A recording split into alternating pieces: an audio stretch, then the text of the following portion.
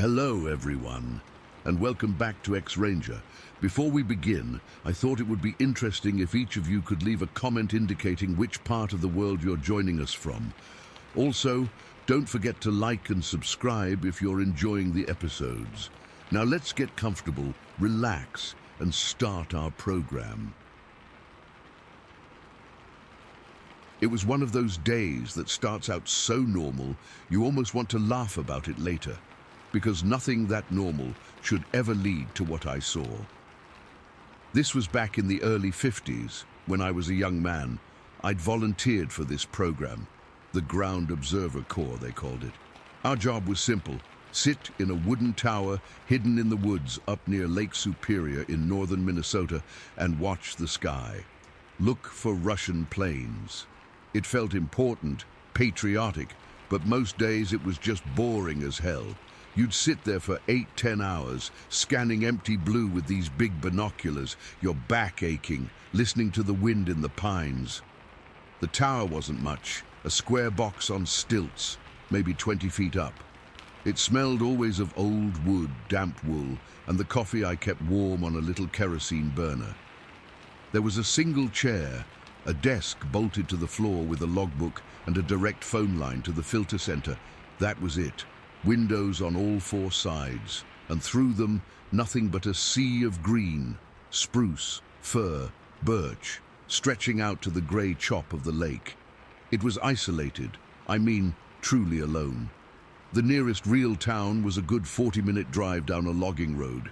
You got used to the silence or the sounds that filled it. Squirrels chattering, the occasional cry of a loon from the lake, the rustle of something moving through the undergrowth. You stopped really hearing it after a while. That day was cool, overcast. The sky was the color of a dirty dish rag. I remember the air had that wet, metallic smell it gets before a real rain. I'd been on duty since just after sunup, and my shift was maybe an hour from being over. I was tired. My eyes were gritty from staring, and I was just going through the motions, swinging the binos in a slow, lazy arc, not really expecting to see anything. I never did. It was always just birds. I was looking toward the lake, over a small clearing that sloped down to the water's edge, when movement caught my eye. Not in the sky, on the ground. I lowered the binoculars, thinking it was probably a bear. We had black bears around, no big deal, but this was different, the way it moved. It wasn't a lumbering shuffle, it was fluid, powerful, like a wave of muscle pouring out of the tree line. I fumbled with the focus on the binos, my heart giving a little jump. I got it clear, and my brain just stalled. It wasn't a bear. It was tall, impossibly tall and covered in hair, but not shaggy like a bear's. This was a darker, almost wet-looking brown, like the bark of a wet cedar. It was built like a man, but a man stretched out and packed with raw power. Shoulders wider than any man's I'd ever seen, and it was running. Not on all fours, but upright, with this incredible ground-eating stride that was silent. I didn't hear a thing, no cracking twigs, no heavy footfalls, just this terrifying silent speed. My breath hitched in my throat. I couldn't process it. I just stared, my knuckles white on the binoculars. That's when I saw the deer. A white-tailed fawn, spotted and delicate, had been nibbling at some grass near the edge of the clearing. It must have frozen because it just stood there, a perfect little statue. The thing, I didn't have a word for it then. I just thought, what the hell is that? Closed the distance in 2-3 strides. It didn't slow down. It just swept an arm down. And its hand, Jesus, its hand was huge, wrapped around the fawn's middle. There was a single sharp sound, like a dry branch snapping. It was the fawn's neck. The thing had broken it without even breaking its stride. It was that fast. 1 second the fawn was alive. The next it was just a limp thing dangling from this creature's fist. I made a noise, a little gasp that was stuck in my chest. I couldn't look away. It was like watching a train wreck. Then the mother doe. She came charging out of the brush, brave and stupid. She lowered her head to butt the thing. It didn't even turn to face her properly. It just pivoted on one foot. and with a motion that was almost casual, it kicked out with its other leg, its foot connected with the doe's chest. There was a wet, sickening thud. The doe let out a choked bleat and flew backwards, literally flew, as if she'd been hit by a truck. She crashed into the trunk of a thick pine, and there was another crack, louder this time. She slid down the trunk and didn't move. The whole thing, from the time I first saw it to both deer being dead, took maybe 10 seconds, 15 tops. It was the most brutally efficient thing I have ever witnessed. It wasn't a fight. It was an execution. My stomach turned over. I felt cold all over, a cold sweat breaking out on my forehead and back. This wasn't an animal hunting for food. This was something else, something that killed because it was easy. The creature stood over the two bodies for a moment, and that's when the real fear set in. It was so big. It had to be 7, 8 feet tall. It turned its head slowly, and I swear to God, I felt like it was looking right at me, right through the trees and into the tower window. I ducked down below the sill, my heart hammering against my ribs so hard I thought it would break them. I crouched there on the rough wooden floor, breathing in ragged, shallow gasps. I was terrified it had seen me. I listened, straining my ears for any sound, any sign it was coming. Nothing, just the wind. After a minute that felt like an hour, I forced myself to peek over the sill. The creature was gone. The 2 deer were still there, lying in the grass. The clearing was empty. The silence felt heavier now, oppressive. My hands were shaking so bad I could barely work the phone. I had a job to do. I picked up the receiver, my voice trembling as I reported a possible aircraft sighting, giving a fake heading, just to log something. I don't even remember what I said. My mind was 1,000 miles away, back in that clearing. The rational part of my brain was screaming at me to get in my truck and drive, to not look back. But a bigger, deeper part, a part fueled by a sick, horrified curiosity, had taken over. I had to know. I had to see where it went, what it was. I climbed down the ladder from the tower, my legs feeling like rubber. I had a hunting rifle in the truck, a .30-06, and I grabbed it, working the bolt to chamber a round. The solid, familiar weight of it in my hands was the only thing that felt real. I started walking toward the clearing, moving slow, keeping low, trying to be as quiet as I could. Every rustle of a leaf under my boot made me flinch. Every snap of a twig sounded like a gunshot. I reached the edge of the clearing. The smell hit me first. Copper. Blood. It was thick in the air. Flies were already starting to buzz around the bodies. The doe's chest was caved in, a horrible, concave mess. I had to look away. I focused on the ground looking for tracks, and I found them. They were enormous. Long, wide, 5-toed impressions pressed deep into the soft earth. They led away from the clearing, not back into the deep woods, but down toward the lake. I followed. It was the dumbest thing I've ever done, and I've done some dumb things.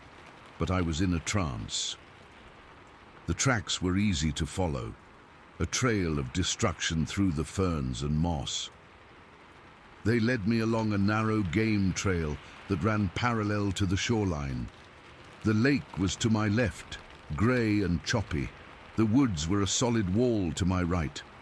After about 5 minutes of walking, the trail veered toward the water. I could hear the gentle lap of waves on the rocks. I slowed down, creeping forward, using the thick trunks of the cedars for cover. I could smell something else now, over the damp smell of the lake.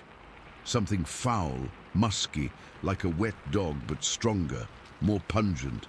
I peered around the last big cedar before the shore opened up, and I saw it. It was crouched by the water's edge, its back to me. It was so much bigger up close. The sheer mass of it was staggering. The hair on its back was matted and dark. It was doing something, its arms moving. I lifted my rifle, looking through the scope, my finger resting nervously on the trigger guard. I wasn't going to shoot unless it came at me. I just wanted to see. What I saw made my jaw go slack. It had the fawn. It had torn the little thing open, and it was using its intestines.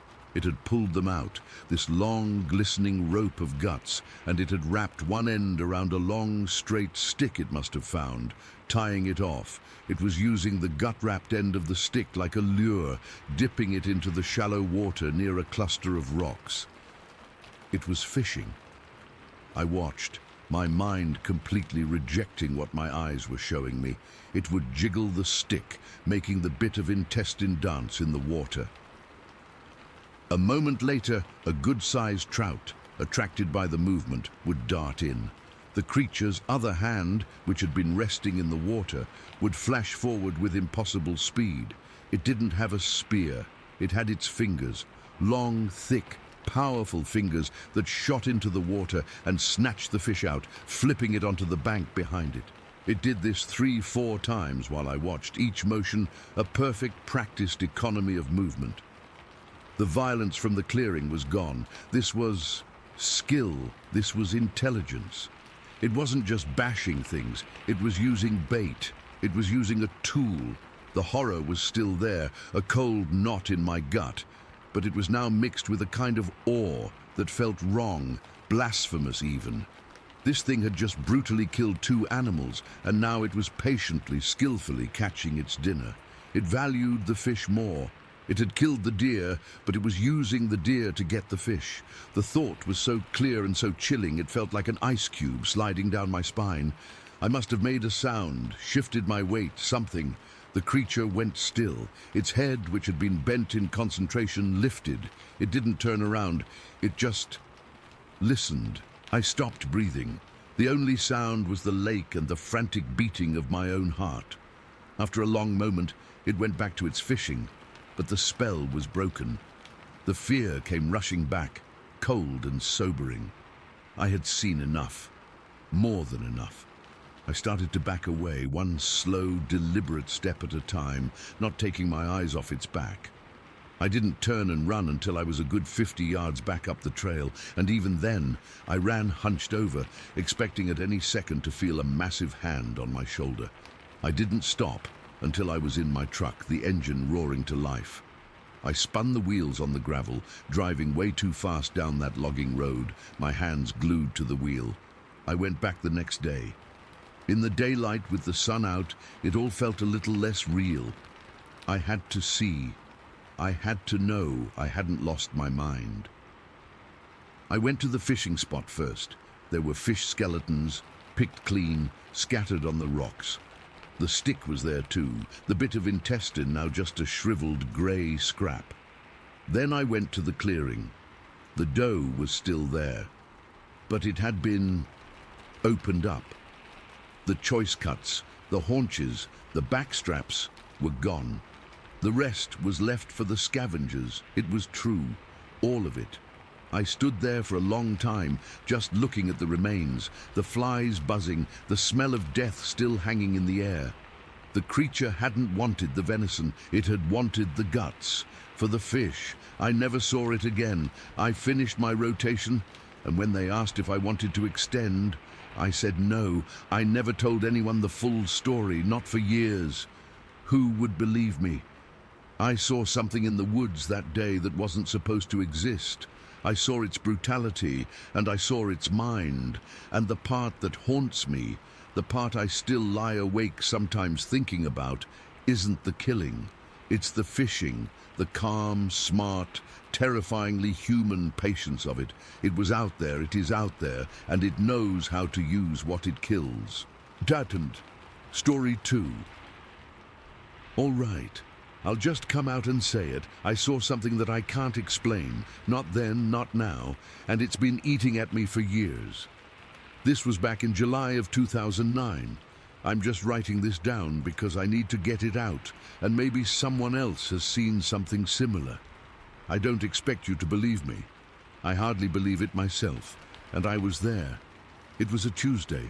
I remember that much. I'd had a long day at work, just normal stuff, and I was driving home. My route took me down Auburn Drive. It was a nice evening, the kind Alaska gets in the summer where it never really gets dark, just sort of a perpetual dim twilight. The sun was low in the sky, casting long, deep shadows everywhere, but it was still plenty bright out.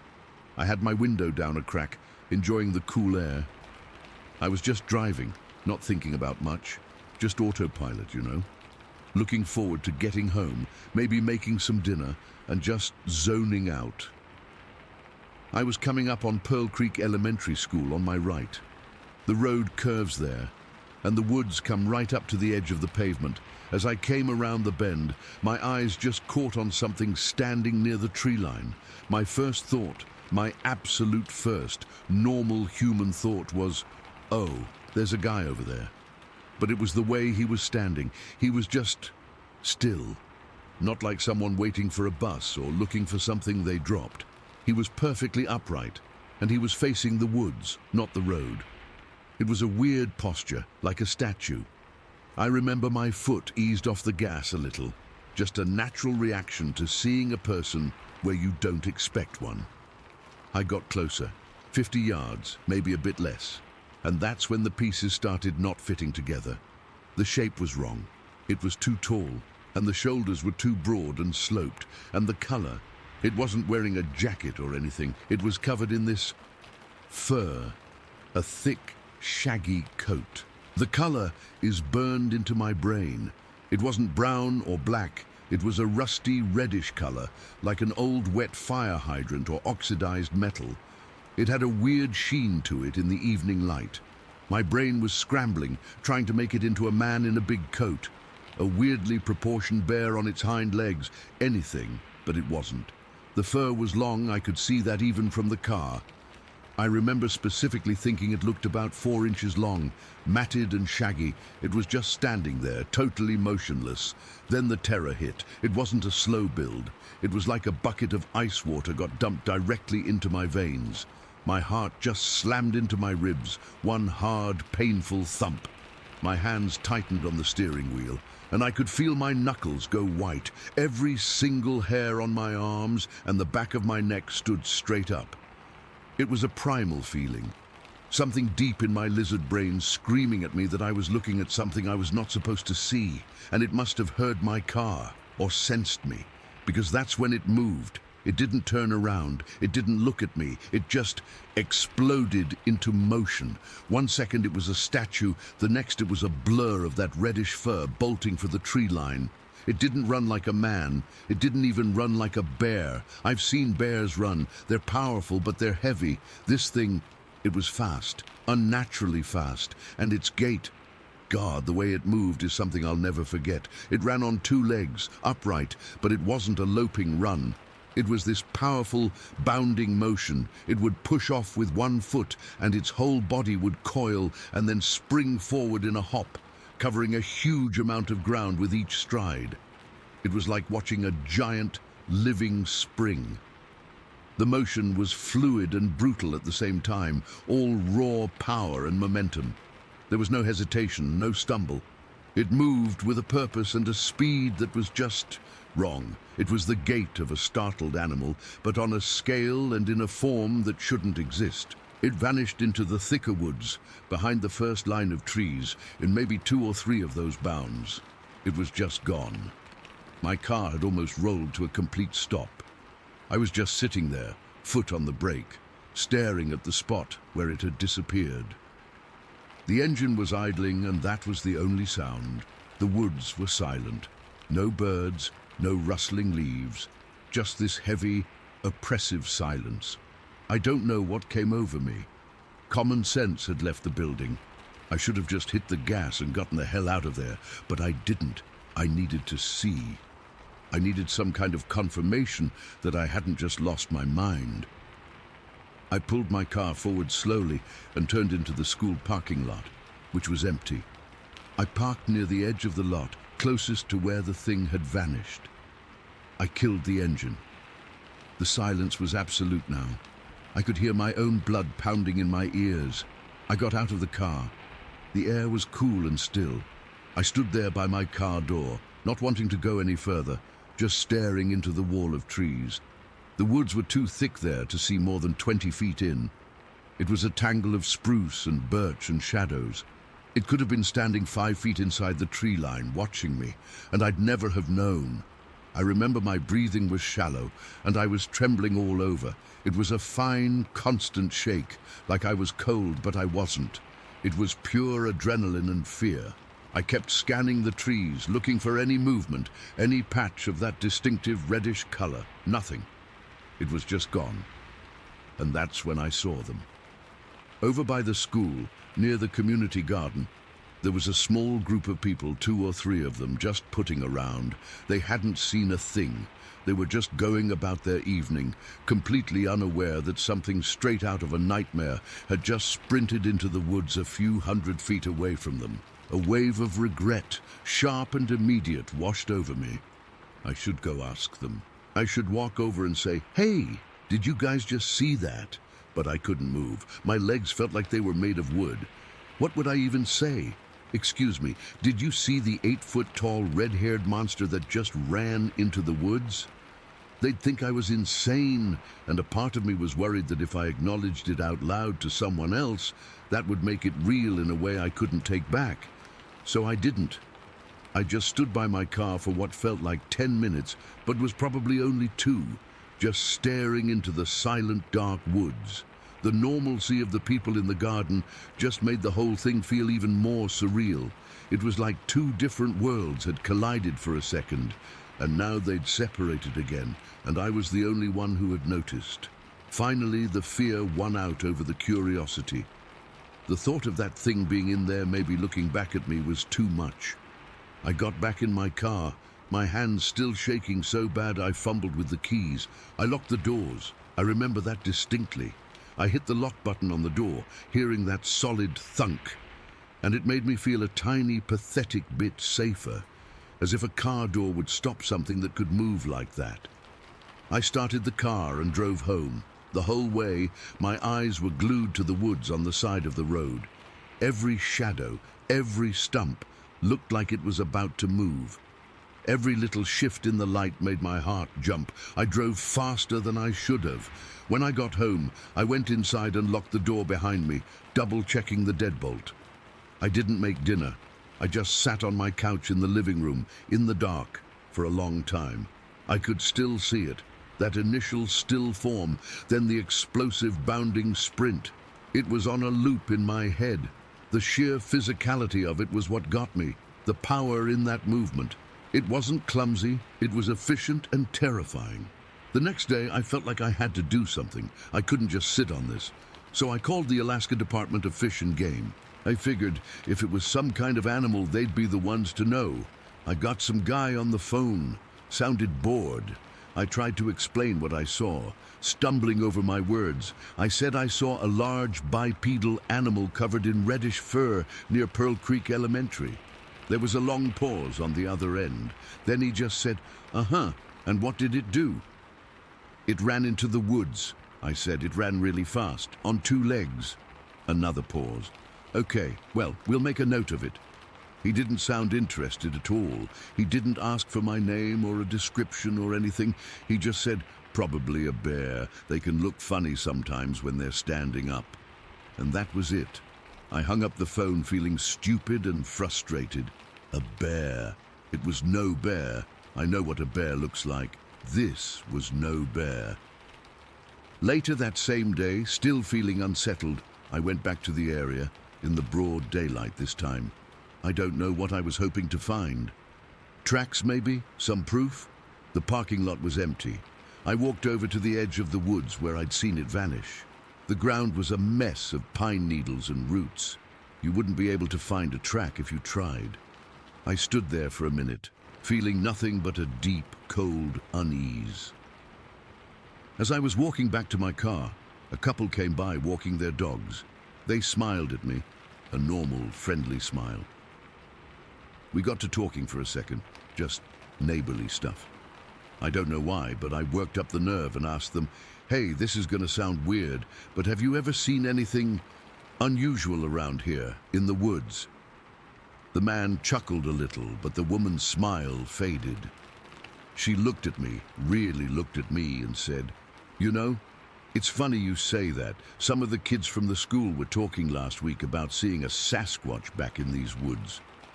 She said it like it was a cute story, a kid's imagination, but her eyes didn't look like she thought it was just a story. They looked cautious. I just nodded, my throat suddenly dry.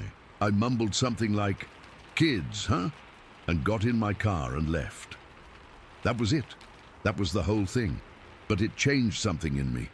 I've always liked the woods, felt comfortable in them, but after that day, that comfort is gone.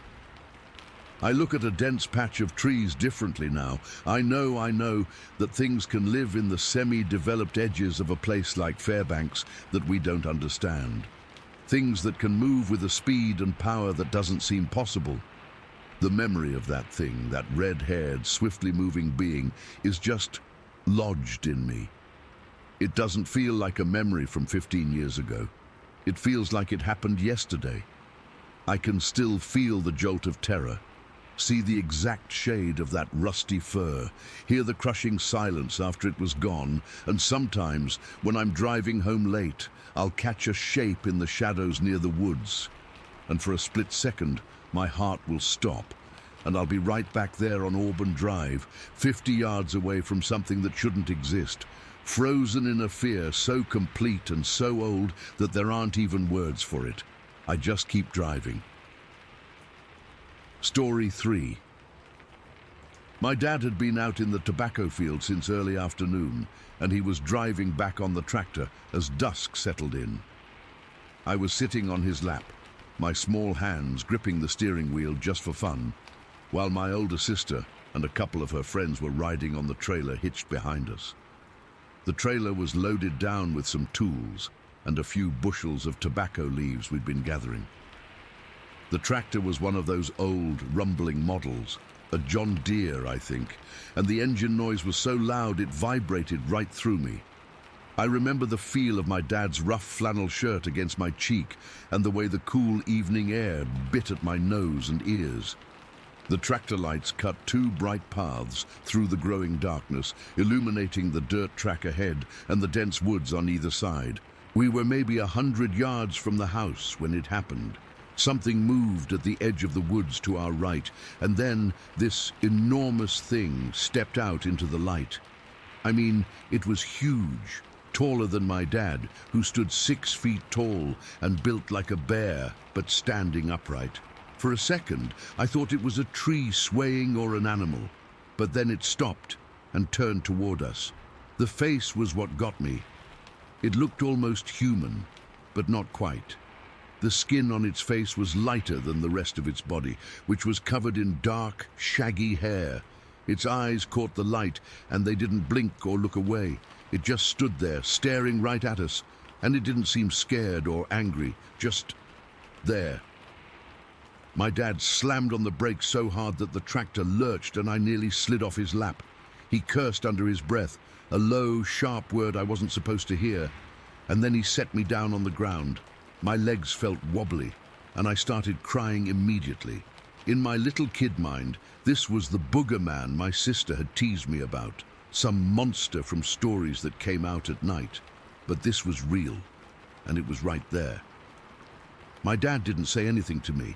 He just jumped off the tractor and started running toward the thing. I remember the sound of his boots crunching on the gravel and the way his silhouette looked against the tractor lights, getting smaller as he moved away. I stood there frozen, tears streaming down my face, watching my dad disappear into the darkness near the woods. My sister and her friends on the trailer were whispering and clutching each other, their faces pale in the dim light. One of them said, "What is that?"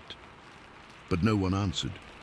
The creature had taken one big step back into the trees and vanished, just like that. It moved so smoothly, like it was part of the shadows. The woods swallowed it up, and for a moment, everything was dead quiet except for the tractor engine idling and my own sniffles. Then my dad came back, breathing heavy, his face tight with something I'd never seen before, fear, maybe, or confusion. He didn't look at us kids right away. He just hurried over to the tractor, shut off the engine, and herded us all toward the house. His hand on my shoulder was firm, almost shaking. "Inside now," he said, his voice low and urgent. We didn't argue. My mom was on the porch, having heard the commotion, and when she saw our faces, her expression turned grim. Dad didn't explain much, just told her to keep us inside and lock the doors. Then he went to the closet where he kept his shotgun, loading it with shells that clinked together in the quiet house. I remember sitting on the floor in the living room, my back against the scratchy sofa, while my mum paced near the window. The house felt smaller than usual, the walls closing in. Every creak of the floorboards or rustle of the wind outside made me jump. My sister tried to act brave, saying it was probably just a bear, but her voice trembled. I kept picturing that face, the light skin, the dark eyes, the way it had looked at us like we were nothing special. It wasn't aggressive, but that almost made it worse. If it had growled or charged, it would have been scary in a way I could understand. Instead, it was calm, like it belonged there, and we were the intruders. Dad was gone for what felt like hours, but it was probably only 20 or 30 minutes. When he came back, his clothes were damp from the dew, and he smelled like pine and sweat. He didn't find anything, he said, but his eyes were still wide, and he kept glancing toward the window. We ate dinner in silence that night, the food tasting like cardboard. I couldn't stop shaking, and my mum let me sleep in their bed, which she never did. I lay there between them, listening to the sounds of the night, the crickets, the occasional hoot of an owl, and once a distant crackling in the woods that made my heart race. I kept thinking about that thing, how it had moved so quietly, and I wondered if it was still out there, watching us. The next few days were a blur of whispered conversations between my parents and extra locks on the doors. We didn't go out after dark, and my dad started carrying his gun whenever he went to the fields. About a week later, my parents told us we were moving to another farm farther away from the river. They didn't give a reason, but I knew it was because of what we saw. We packed up our things and left before the month was out, and I never saw that farmhouse again. Years later, when I was grown and watching TV, I saw a program about Bigfoot sightings. They showed drawings and descriptions, and it hit me like a ton of bricks. That thing we saw back in 1967 was a Bigfoot. The light face, the dark hair, the height, the way it moved, it all matched. And it wasn't just me. My younger brother had a similar encounter in the 1980s on a hunting trip in the same area. He described almost the same creature, standing at the edge of the woods, staring without fear. Hearing his story sealed it for me. Whatever it was real, and it's still out there. But that night, lying in bed with my parents, all I could think about was that face in the tractor lights and how it looked right through me. I've never been able to explain it, not really. And even now, all these years later, I get chills thinking about it. Story 4. Okay, I'm just going to type this out. I've never written it down before, never told anyone except my son, and we don't even talk about it anymore. But I see people sharing their stuff online, and I guess it's time. I need to get it out.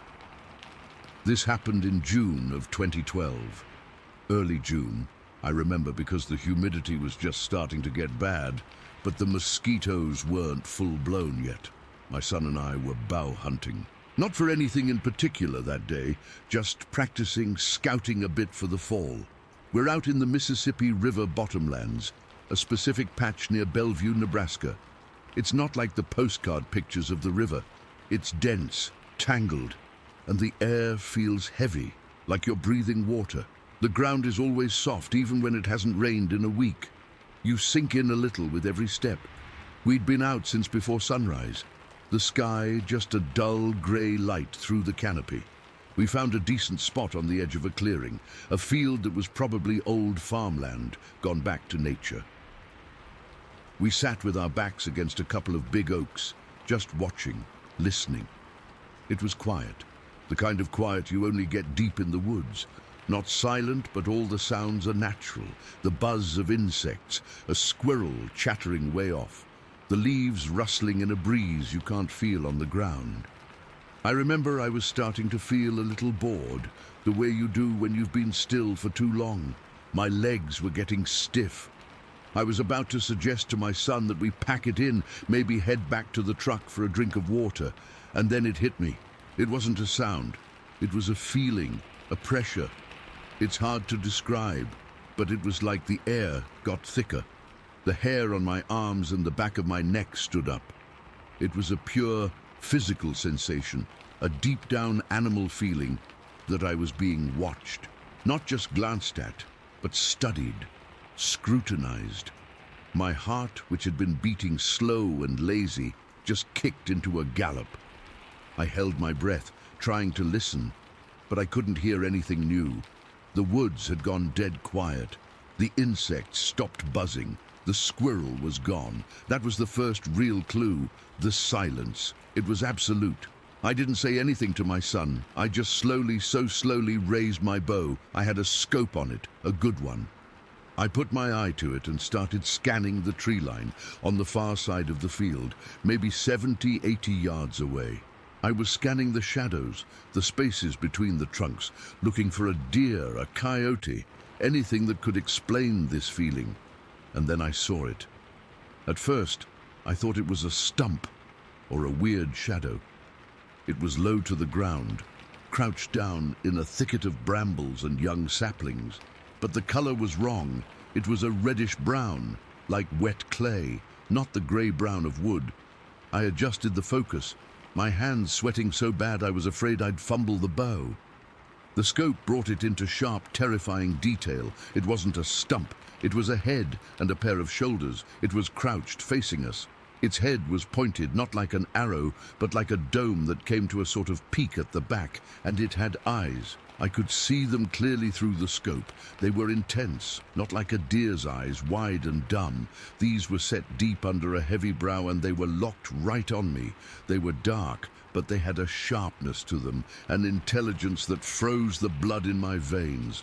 My breath caught in my throat. I couldn't make a sound. I just stared, and it stared back. I felt a cold sweat break out all over my body. This wasn't an animal looking at a potential threat.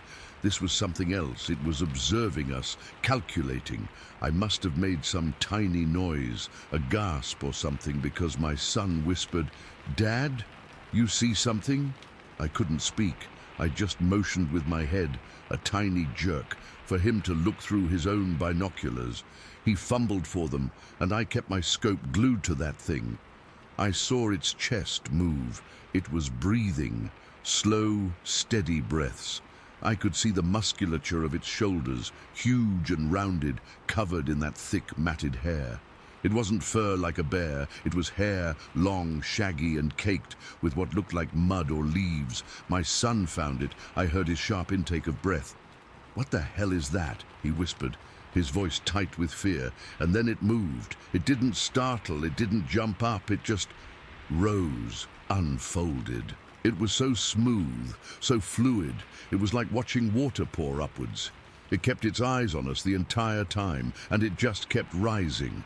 My God, it just kept getting taller. My scope was fixed on its chest, then its neck, then I had to tilt the bow down to keep its face in view. It was enormous. I'm 6 feet tall, and this thing had to be at least 8 feet, maybe more. It was now standing at its full height, and it was just looking at us across that field. The sheer size of it was staggering. Its arms were long, hanging down past its knees, and they were thick, corded with muscle. Its chest was massive.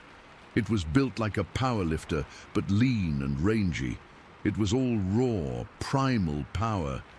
For a second, maybe two, it just stood there. It was the longest 2 seconds of my life. I could see its face more clearly now, the deep-set eyes, the wide, flat nose, the lips. They were pressed together in a line. There was no snarl, no expression of anger. It was a neutral look, but those eyes, they were so damn focused. It was studying us. I felt like a bug under a microscope. I felt utterly and completely seen, known and assessed. Then it turned, not with a jerk, but with a slow, deliberate pivot of its upper body. It took a step and then another. It walked into the woods, away from us. Its walk wasn't clumsy or shuffling. It was smooth, almost graceful, with these long, ground-eating strides. It moved with a purpose, an economy of motion that was terrifyingly efficient, and it was silent. I mean, it was walking through a forest floor covered in dead leaves, twigs, and debris, and I heard nothing. Well, almost nothing. As it disappeared behind the thicker trees, there was the faintest, softest rustle of leaves. Not a crunch, a rustle, like someone gently brushing their hand over a pile of fabric. That was it. Then nothing. I kept the scope on the spot where it had vanished for another minute, my whole body trembling so hard I could barely hold the bow steady. My heart was hammering against my ribs like it wanted out. My mouth was dessert dry. I finally lowered the bow and looked at my son. His face was white as a sheet. His eyes were huge, staring at the empty tree line. He looked like he'd seen a ghost. We just sat there, in total stunned silence. The woods were still dead quiet. The birds, the bugs, everything was holding its breath after what felt like an hour, but was probably only a minute. I managed to croak, "We're leaving, now." We didn't speak. We just moved. We packed our gear with frantic, clumsy hands. I kept my back to a tree, my head on a swivel, scanning the woods around us. Every shadow looked like a crouching form, every rustle of a leaf. And now the normal sounds were slowly starting to return, made me jump. The feeling of being watched was gone, but it had been replaced by a deep, chilling dread. The air no longer felt thick, it felt empty, violated. We didn't walk back the way we came. We took the most direct route out of there, crashing through brush. We would normally have gone around, not caring about the noise. All we cared about was putting distance between us and that field. I had my bow in my hand, an arrow nocked, but it felt like a toy, utterly useless. The hike back to the truck was a blur of panic and adrenaline. The sun was higher now, dappling through the leaves, but the woods felt different. They felt ancient and knowing and deeply unwelcoming. I kept glancing behind us, expecting to see that massive, reddish-brown form moving silently between the trees, keeping pace with us. When we broke through the final tree line and saw the dusty gravel road and our old Ford truck, it was like seeing the gates of heaven. We threw our gear in the back, scrambled into the cab, and I fumbled with the keys, my hands shaking so bad I almost dropped them. I started the engine, and the sound of it roaring to life was the most beautiful, normal sound I'd ever heard. I slammed it into gear and sped down that gravel road, dust flying up behind us. We didn't say a word for the first 10 minutes. We just drove. I had the windows up, the air conditioning on full blast, but I was still sweating, still cold. Finally, my son spoke, his voice quiet and shaky. "Dad, what was that?" I just shook my head. I had no answer. I still don't. We never went back to that specific spot. I still hunt, but never alone. And I'm always alert in a way I never was before. It's not the normal alertness of a hunter. It's a constant low-grade tension, a hyper-awareness of the space behind me. I startle easier. I listen for silences. The thing that haunts me, the thing I can't shake, wasn't its size, or its silence, or even the way it moved. It was the eye contact, that moment, through the scope when I knew it was looking right back at me. I wasn't looking at a dumb animal. I was looking at an intelligence, something that saw me, recognized me as another thinking being, and made a conscious decision to just walk away. It knew we were there long before we knew it was there. It let us see it. Why, I'll never know. Later I heard the local stories. Guys talking in hushed tones at the diner about things seen in Fontenelle Forest or out near Gifford Point. Strange occurrences, unexplained sounds, things that didn't fit. I never used to pay them any mind, just drunk hunters or kids telling tales. But now I know. I know what they're talking about. We saw a Sasquatch. It was real, it was powerful, and it was aware of us in a way I still can't fully comprehend. That feeling, the terror of being so intelligently observed by something so clearly non-human, has never left me. It's been years and I can still see those eyes in my dreams. Story 5. All right, so this happened a few years back, in early September. I remember it was one of those late afternoons where the light starts to get all golden and soft, and you can feel summer winding down, but it's still warm enough to work outside without a jacket. I live out in Indiana, kind of in the sticks, not too far from some wooded areas, but my property's mostly open with a big backyard that slopes down toward a creek. That day, I was building a shed behind my house, just a simple one for storing tools and lawn equipment. I'd been at it for a couple of hours, sweating a bit, hammering boards and feeling pretty productive. Everything felt normal, you know? The kind of day where your mind drifts and you're just focused on the task. But then something shifted. I don't know how else to put it. One minute I'm lining up a 2x4 and the next I realize it's dead quiet. I mean completely silent. No birds chirping, no squirrels chattering in the trees, not even the usual rustle of leaves in the breeze. It was eerie, like someone had hit a mute button on the world. I paused what I was doing and just stood there for a second, listening.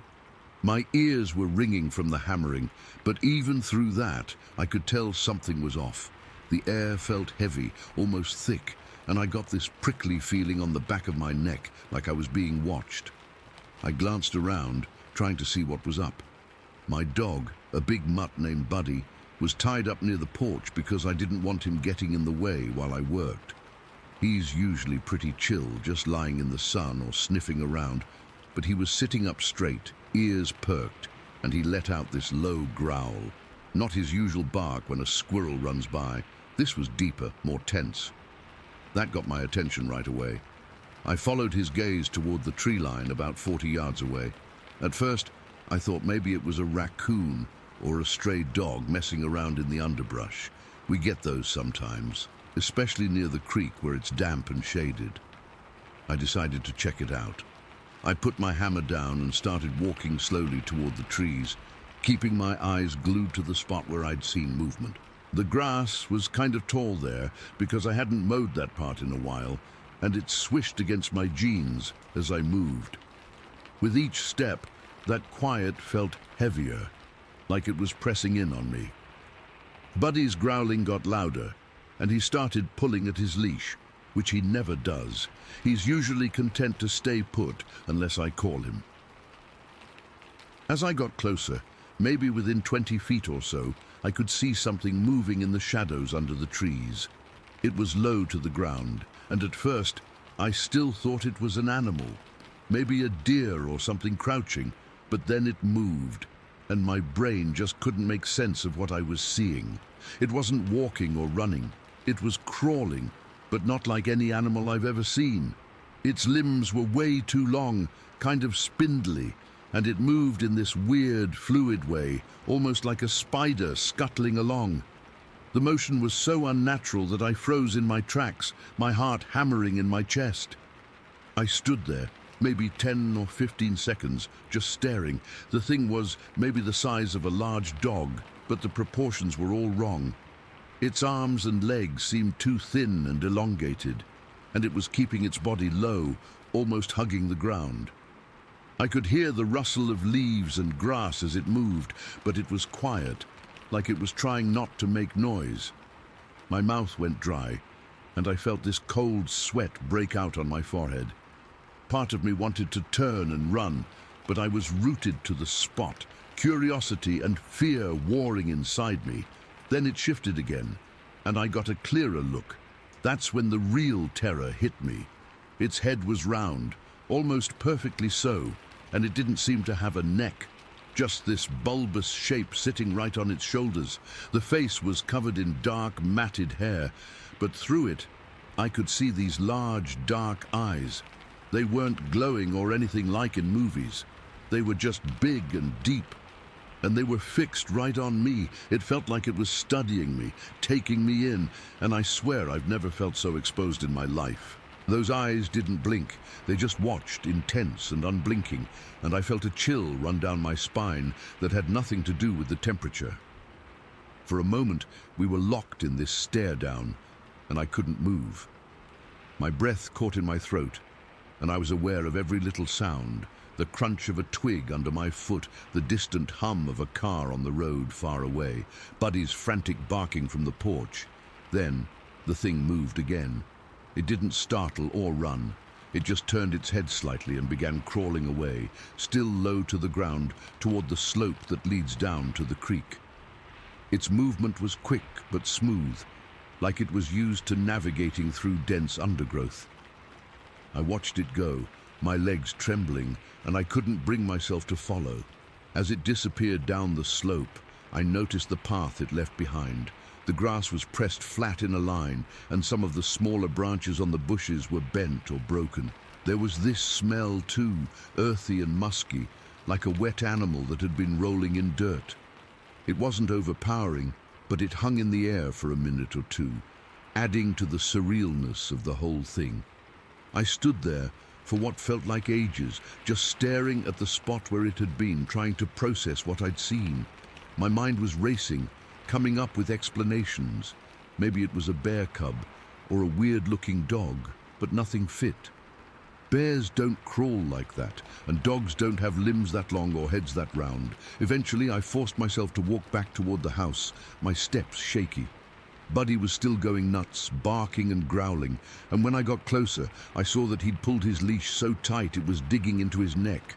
I untied him, thinking he might calm down if he could move around, but as soon as he was free, he didn't bolt toward the trees like he usually does.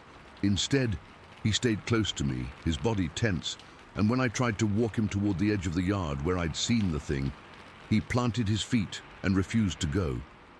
He's not a timid dog. He's chased off raccoons and even stood up to a neighbor's aggressive pit bull once.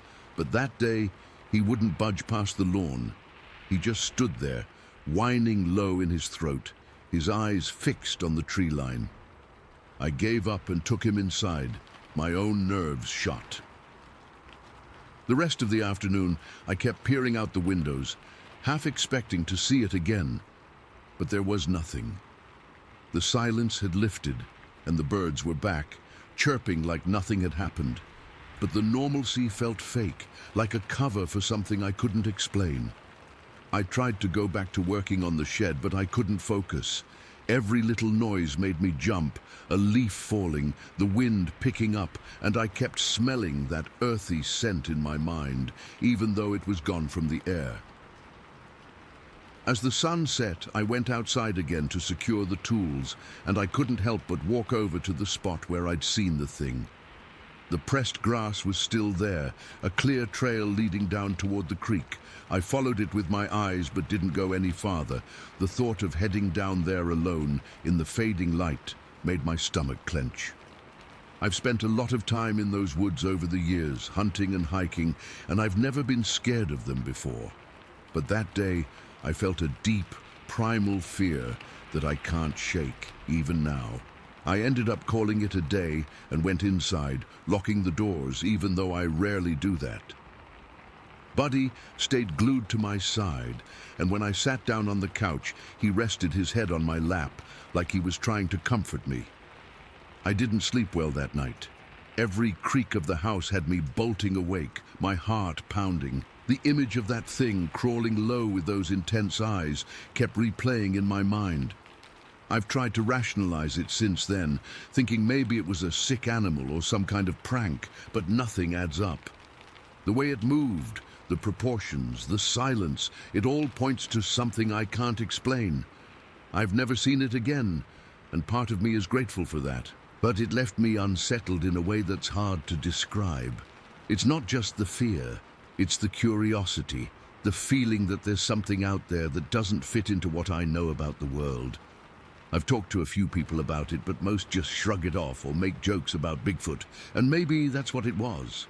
A young one, curious but not aggressive, just passing through. But I'll never know for sure, and that's what gets to me. Even now, years later, I sometimes catch myself staring at the tree line, half expecting to see those eyes again, and I feel that same chill.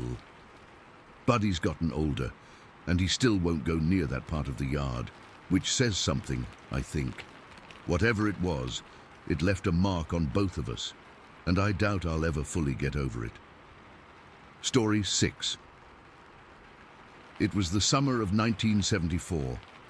I was 16 years old, and my cousin was staying with me at my older sister's place in Davie, Florida. Her husband was a long-haul trucker, so it was just the three of us out there. This little house that felt like it was at the edge of the world, right where the lawn gave up and the swamp began. The heat that summer was something else. It wasn't just hot. It was a thick, wet blanket you had to wear all day and all night. The air conditioner in the house was this wheezing old unit that barely put a dent in it, so we spent a lot of time on the screened-in porch, just trying to catch a breeze that wasn't there. The first weird thing, the thing that should have been our warning, was the smell. It hit us a couple of days after we got there. We were out on the porch in the late afternoon, the sun starting to get low and long through the cypress trees. It was a smell like a skunk, but worse. It had a rotten edge to it, like a dead animal that's been baking in the sun for a week, mixed with that sharp, eye-watering skunk spray. It was so strong it made my throat feel tight. I remember wrinkling my nose and saying something like, "What in the world died out there?" My sister, she didn't even look up from the magazine she was reading. She just said, "Real calm. That's the skunk ape. Smells like that when he's around." We laughed. Of course we laughed. Me and my cousin, we thought she was messing with us, trying to scare the city kids. The skunk ape? It sounded like a joke, some local tall tale to tell tourists. We forgot about the smell after a while, or at least we got used to it. It would come and go over the next few days, that foul stench drifting in on the swamp air. We'd make jokes about it. "Hope the skunk ape doesn't want a snack," we'd say. It wasn't funny for long. The day it all happened was a Saturday. I remember because my sister's husband was due back the next day. The whole day had felt heavy, the air so still and thick you could almost chew it. There was no wind at all. The sounds from the swamp, the frogs and the insects, they were louder than usual, a constant screaming buzz that felt like it was pressing in on the house. We ate dinner on the porch, the heat making us too tired to talk much. As it got dark, the bugs got worse, and we went inside, locking the flimsy screen door behind us. We were in the living room, the three of us, watching some dumb variety show on TV. The only light was from the screen, flickering blue and white across our faces. It must have been past 10 o'clock. That's when we saw it. It was just a shadow at first, a huge black shape that moved fast across the window behind the TV. The window looked out into the backyard, toward the lake. It wasn't the shape of a man. It was broader, bulkier, and it moved with a kind of heavy, fluid grace that was all wrong. It was there, and then it was gone. So fast I almost thought I'd imagined it. My cousin saw it too. He sat up straight on the couch, his eyes wide. "Did you see that?" he whispered. Before I could answer, the sound came. It wasn't an animal sound. I've heard bobcats scream, I've heard foxes, I've heard all kinds of things. This was different. It was a scream, but it was also a roar, a shriek of pure, raw fury that tore through the silent night. It was so loud, so close, it felt like it was inside the room with us. The windows vibrated. My heart just stopped in my chest. I felt all the blood drain from my face. My sister froze, her hand halfway to her mouth with a potato chip. Her eyes were huge, locked on the window. For a second, none of us moved. We were just statues trapped in that terrible sound. Then it stopped. The silence that followed was even worse. It was a listening silence. My sister was the first one to move. She slowly got up from her chair and walked to the light switch by the door. She clicked it off, plunging the room into darkness, except for the faint, dying glow from the TV. "Get down," she hissed, "and be quiet." We scrambled off the couch and crawled to the window. We crouched below the sill, and then, moving so slowly it made my muscles ache, we peeked over the edge. The moon was almost full, casting a sickly pale light over the backyard, and it was out there. maybe 50 feet from the house, near the edge of the lake. It was huge. I can't stress that enough. It was taller than any man I'd ever seen and built like a bear, just solid mass covered in dark, shaggy hair. It was standing on two legs, but it was hunched over with long arms that hung down past its knees. We couldn't see its face clearly, just a dark, featureless shape under the shadow of its own brow. We watched, barely breathing as it moved. It didn't walk like a person. It had this lumbering, powerful gait. It went over to my sister's small garden patch, where she had a few watermelons growing. It just reached down, ripped one of the melons right off the vine, and sat back on its haunches. It held the watermelon in one hand and just smashed it open against its own knee. The sound was a wet, thick crack. Then it started eating, just shoving handfuls of the red pulp into its mouth. We could hear it, this wet, slobbering, chewing sound that carried across the yard. After it was done, it tossed the rind aside and turned toward the lake. It dropped down onto all fours and shuffled to the water's edge. It lowered its head and started drinking. Not lapping like a dog, but just putting its whole face in the water and drinking in great, gulping swallows. We could see the water rippling out from it. The whole time, that awful skunk smell was seeping into the house, so strong now it made my eyes water. We stayed there, crouched by that window for what felt like hours. It was probably only 20 minutes. The thing just lingered by the lake, sometimes standing, sometimes moving on all fours through the reeds. It seemed calm. And that was maybe the most terrifying part. This wasn't some frenzied monster. It was just a creature going about its business. And its business happened to be in our backyard. Then we heard the horses. There was a small herd of wild horses that sometimes came through the far end of the property near the tree line. We heard their nervous whinnies first. The skunk ape's head snapped up. It went perfectly still, listening. Then it let out a low grunt, a deep, guttural sound that I felt in my bones. It dropped to all fours and just vanished into the shadows along the tree line. It moved so fast, so silently for something that big. A few minutes later we heard it. A horse screamed. It's a sound you never forget. It's high and panicked and full of pain. Then there was a thrashing sound, the sound of underbrush being torn apart, and then another shorter scream that was cut off abruptly. We didn't see any of it. We just heard it, and we smelled it. The smell of blood, hot and coppery, mixed with that horrible skunk odor. My cousin started to cry, just silent tears streaming down his face. I was shaking so bad I had to clamp my jaw shut to keep my teeth from chattering. Sometime after midnight, we heard a truck engine. It was Old Man Henderson, a farmer who lived about a mile down the dirt road. He must have been coming back from town. His headlights swept through the trees, and then we heard his brakes slam on, and his horn started blaring, one long continuous blast. We didn't know what was happening. We were too scared to go outside. The horn just kept blaring for a full minute, and then it stopped. The silence came back, heavier than ever. The next morning, at first light, the sheriff was out there. My sister had called them after the horse screams. 2 deputies in a brown and tan patrol car were in our yard, talking to my sister. Me and my cousin stood on the porch, wrapped in blankets, even though it was already getting hot. We told them what we saw. They listened. They wrote things down, but you could tell they thought we were just kids with overactive imaginations. That changed when they went to check on Old Man Henderson. He was okay, just shaken up.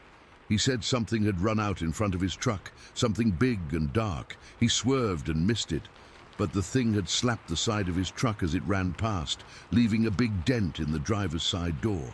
Then they found the horse. It was about 100 yards into the woods. It was a mess. Its neck was broken and its side was torn open. But that wasn't the worst part. On a nearby tree, at a height I couldn't even reach, there was a smear of mud and blood.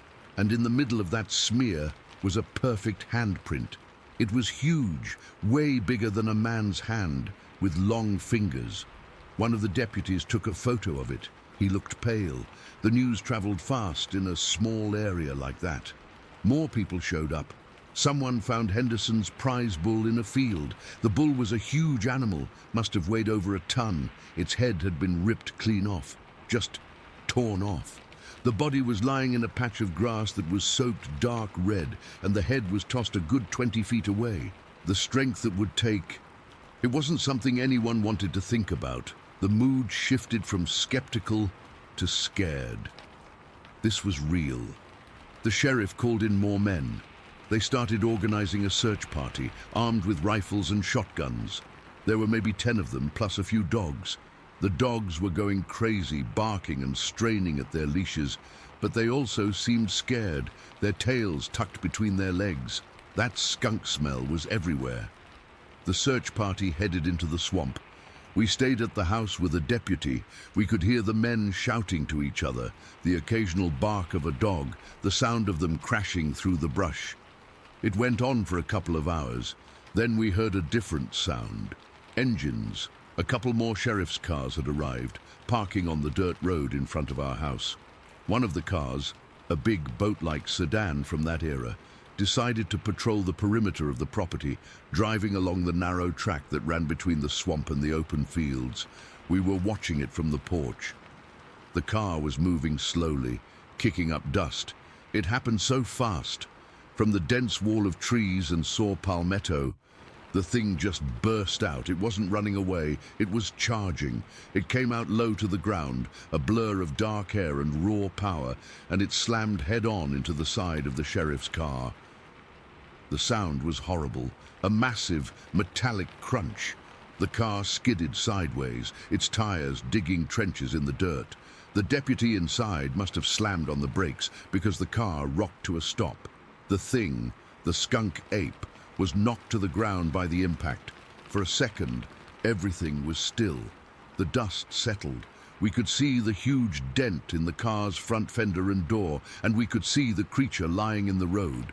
It wasn't moving. One of the deputies from the other cars started running toward it, his gun drawn. He was shouting, "Don't move, stay down." And then it moved. It pushed itself up. It got to its feet. It was staggering. One of its legs was bent funny, like it was hurt. It turned toward the deputy who was shouting, and it let out that scream again. The same blood-curdling shriek from the night before, but this time it was filled with pain and rage. It was a sound that scraped the inside of your skull. The deputy froze, his gun shaking in his hands. The skunk ape turned its attention to the car it had just hit. The deputy inside was still in there, probably stunned from the crash. The creature limped over to the car. It leaned down, grabbed the underside of the car's frame with both hands. Its back muscles bunched up under the matted hair, and it lifted the car. I'm not talking about tipping it. I'm telling you, it lifted the front driver's side of the car clear off the ground. The tires on that side were spinning in the air. The metal of the frame groaned under the strain. It held it there for a few seconds, just long enough for everyone to see it, to understand the impossible strength we were looking at. Then it gave a grunt and let go. The car crashed back down onto its wheels. It looked at us. I swear it looked right at the house, right at us, standing on the porch. I saw its eyes. They weren't animal eyes. They were intelligent, and they were full of a cold, ancient hatred. Then it turned and, with that limping, loping gait, it disappeared back into the swamp. The search after that was the biggest thing that had ever happened in Davie. They brought in helicopters with loudspeakers. They had dozens of men with high-powered rifles. They had trackers and dogs. They searched for a week. They found nothing. No tracks after it entered the deep water of the swamp. No hair on the bushes. No more handprints. No bodies. It was just gone. They never explained it. The official report said it was probably a bear, a large, disoriented bear, and that the handprint was a coincidence of mud. They said the deputy in the car was confused from the crash and overestimated how much the car was lifted. They said the bull was killed by a lightning strike. They had an answer for everything, and none of them were true. We left my sister's house a few days later. I didn't sleep right for months. I still have dreams about it, about those eyes and the sound of that scream. I don't go into the woods anymore, not even a city park. And whenever I smell a skunk on the road, my heart hammers in my chest and my hands get cold. It's been 50 years. I've never told this story to anyone who wasn't there because I knew they wouldn't believe me, but I was there. I saw it, and I know whatever it was, it's still out there in those swamps. Story 7. It was July back in 2019. I remember because it was the summer I'd planned for over a year. This solo trek through a remote stretch of the Coast Mountains in British Columbia. I'm a climber, have been for years. I'm used to being alone, used to the quiet. But this was a different kind of quiet. It's a silence that doesn't feel empty. It feels full, like something is in it with you, holding its breath. The day had been perfect. Hard going, but the kind of hard that feels good. I'd made my way up this steep, rocky ridge, a place so far out there I hadn't seen another person for 3 days. My camp was on a small, relatively flat spot just below the crest of the ridge. To my left, the ground fell away into a steep, scree slope that eventually dropped into a thick, dark valley. To my right, a sheer rock face climbed another 100 feet or so to a higher ledge. It was a good spot, defensible, I remember thinking, and then laughed at myself for the thought. Defensible from what? Mountain goats? I set up my little one-man tent, cooked a dehydrated meal on my tiny stove, and just sat there as the sun started to go down. The colors were incredible. The sky was on fire, all oranges and purples bleeding into the deep blue of the coming night. That's when I first saw it.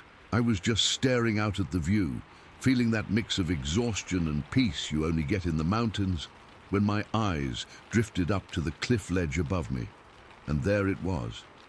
It was just standing there, motionless. My brain didn't process it at first. It was like looking at a tree stump or a weird rock formation, something your mind tries to fit into a familiar box. But this was all wrong. It was massive. I'm 6 feet tall, and this thing had to be over 8 feet, easy. It had these incredibly broad, slumped shoulders, and its arms were way too long, hanging down past its knees. It was covered in hair, but it wasn't shaggy like a bear. It was darker, almost black, and looked matted, like wet fur. Its head was conical, sort of pointed, and it was just staring down at my camp. My heart didn't just start racing, it felt like it seized up in my chest.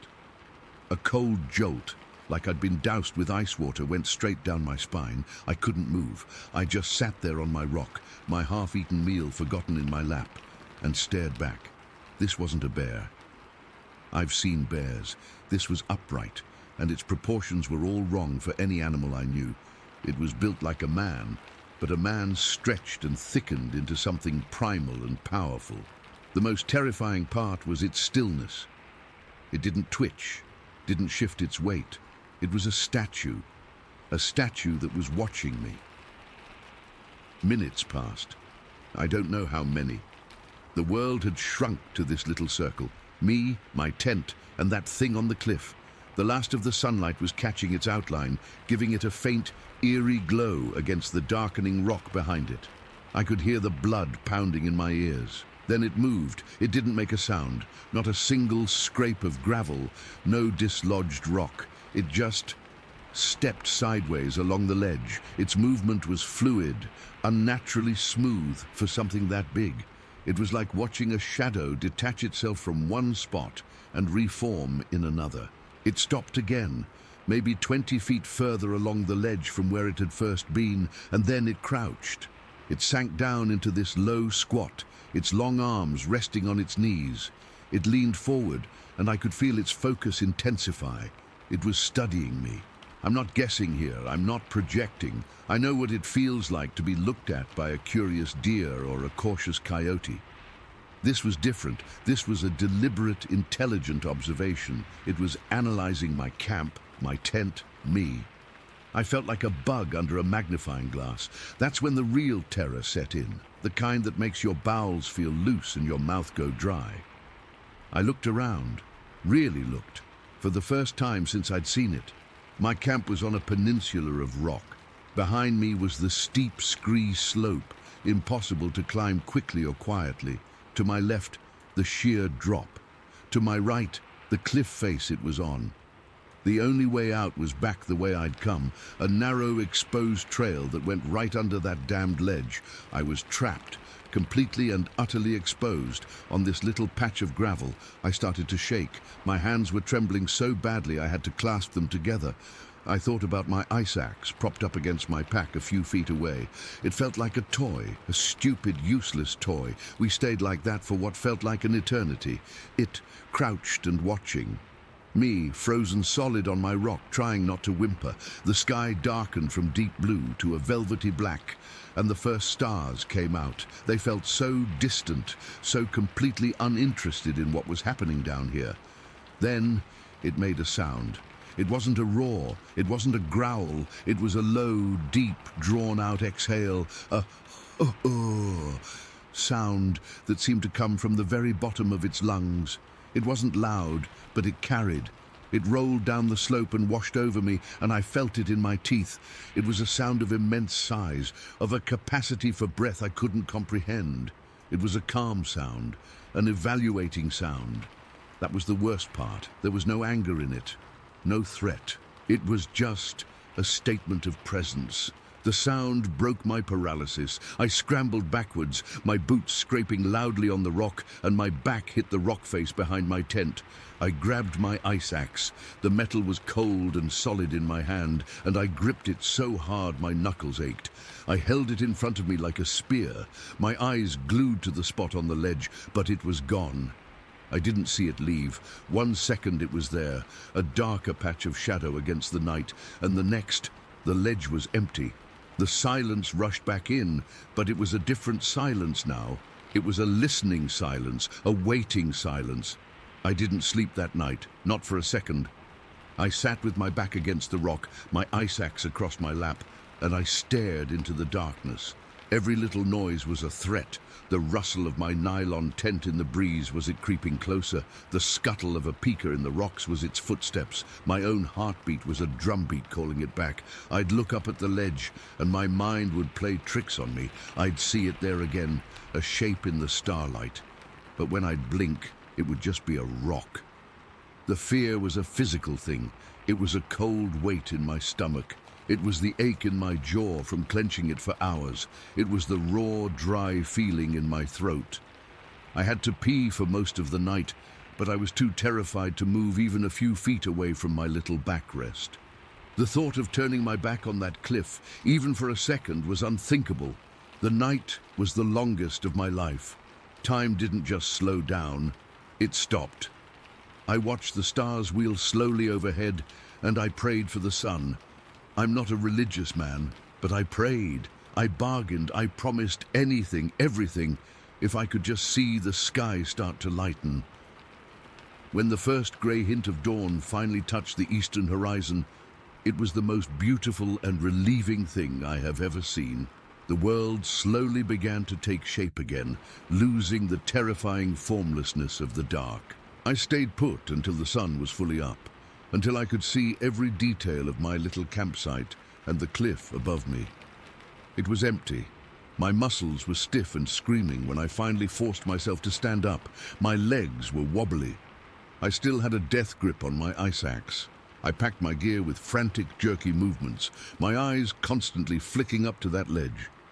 I didn't care about organization. I just stuffed everything into my pack, my hands shaking so badly I could barely buckle the straps. I was about to just start scrambling down the trail to get the hell out of there as fast as possible when something made me stop. I had to know, I had to see. Slowly, carefully, I picked my way up the narrow, rocky path that led to the base of the cliff it had been on. It was a stupid risk, but I had to do it. I climbed up a short, easy scramble to the ledge itself. It was about 10 feet wide, littered with gravel and a few larger boulders, and that's where I saw it. The gravel was disturbed, not like an animal had just walked through. There were 2 clear, large impressions where it had been standing and then crouching. They were deep, like whatever made them was incredibly heavy. and between them, in the fine dust, was a single clear track. It was huge. It was longer than my boot by a good few inches and wider. It didn't look like a bear track. The shape was all wrong, more man-like, but impossibly large. The toes were distinct, and the ball of the foot was pronounced. I didn't have my phone out to take a picture. The thought never even occurred to me. I was just staring at it, and the reality of the night came crashing down on me all over again. This was real. It had been here. It had been standing right here, looking down at me. I didn't take a photo. I didn't take a casting. I just backed away, my heart hammering again. I scrambled back down to my pack, shouldered it, and I started walking. I didn't look back. I hiked for 10 hours straight, down off that ridge, through the valley, and all the way back to the forestry road where my truck was parked. I didn't stop to eat. I didn't stop to rest. I just walked. I ended my expedition that day. I drove back to the city, and for a long time I didn't tell anyone. What was I going to say? I saw Bigfoot? People would think I was crazy, but I know what I saw. I know the feeling of being watched by something that wasn't just an animal, something that looked at me with a calm, intelligent awareness that I can't explain.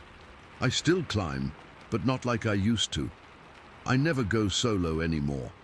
And whenever I'm up high in those quiet, lonely places, I feel it, that full silence.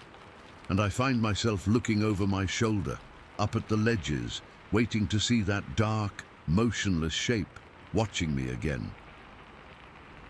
Story 8. Okay, so I've never really talked about this before, not in any real way, because honestly, who would believe me? But I've been reading some of the stories on here, and it's making me think maybe I should just get it out. This happened back when I was a kid, growing up in northern Pennsylvania in the 90s. I was maybe 12 or 13 at the time, and me and my two best friends were totally obsessed with Bigfoot.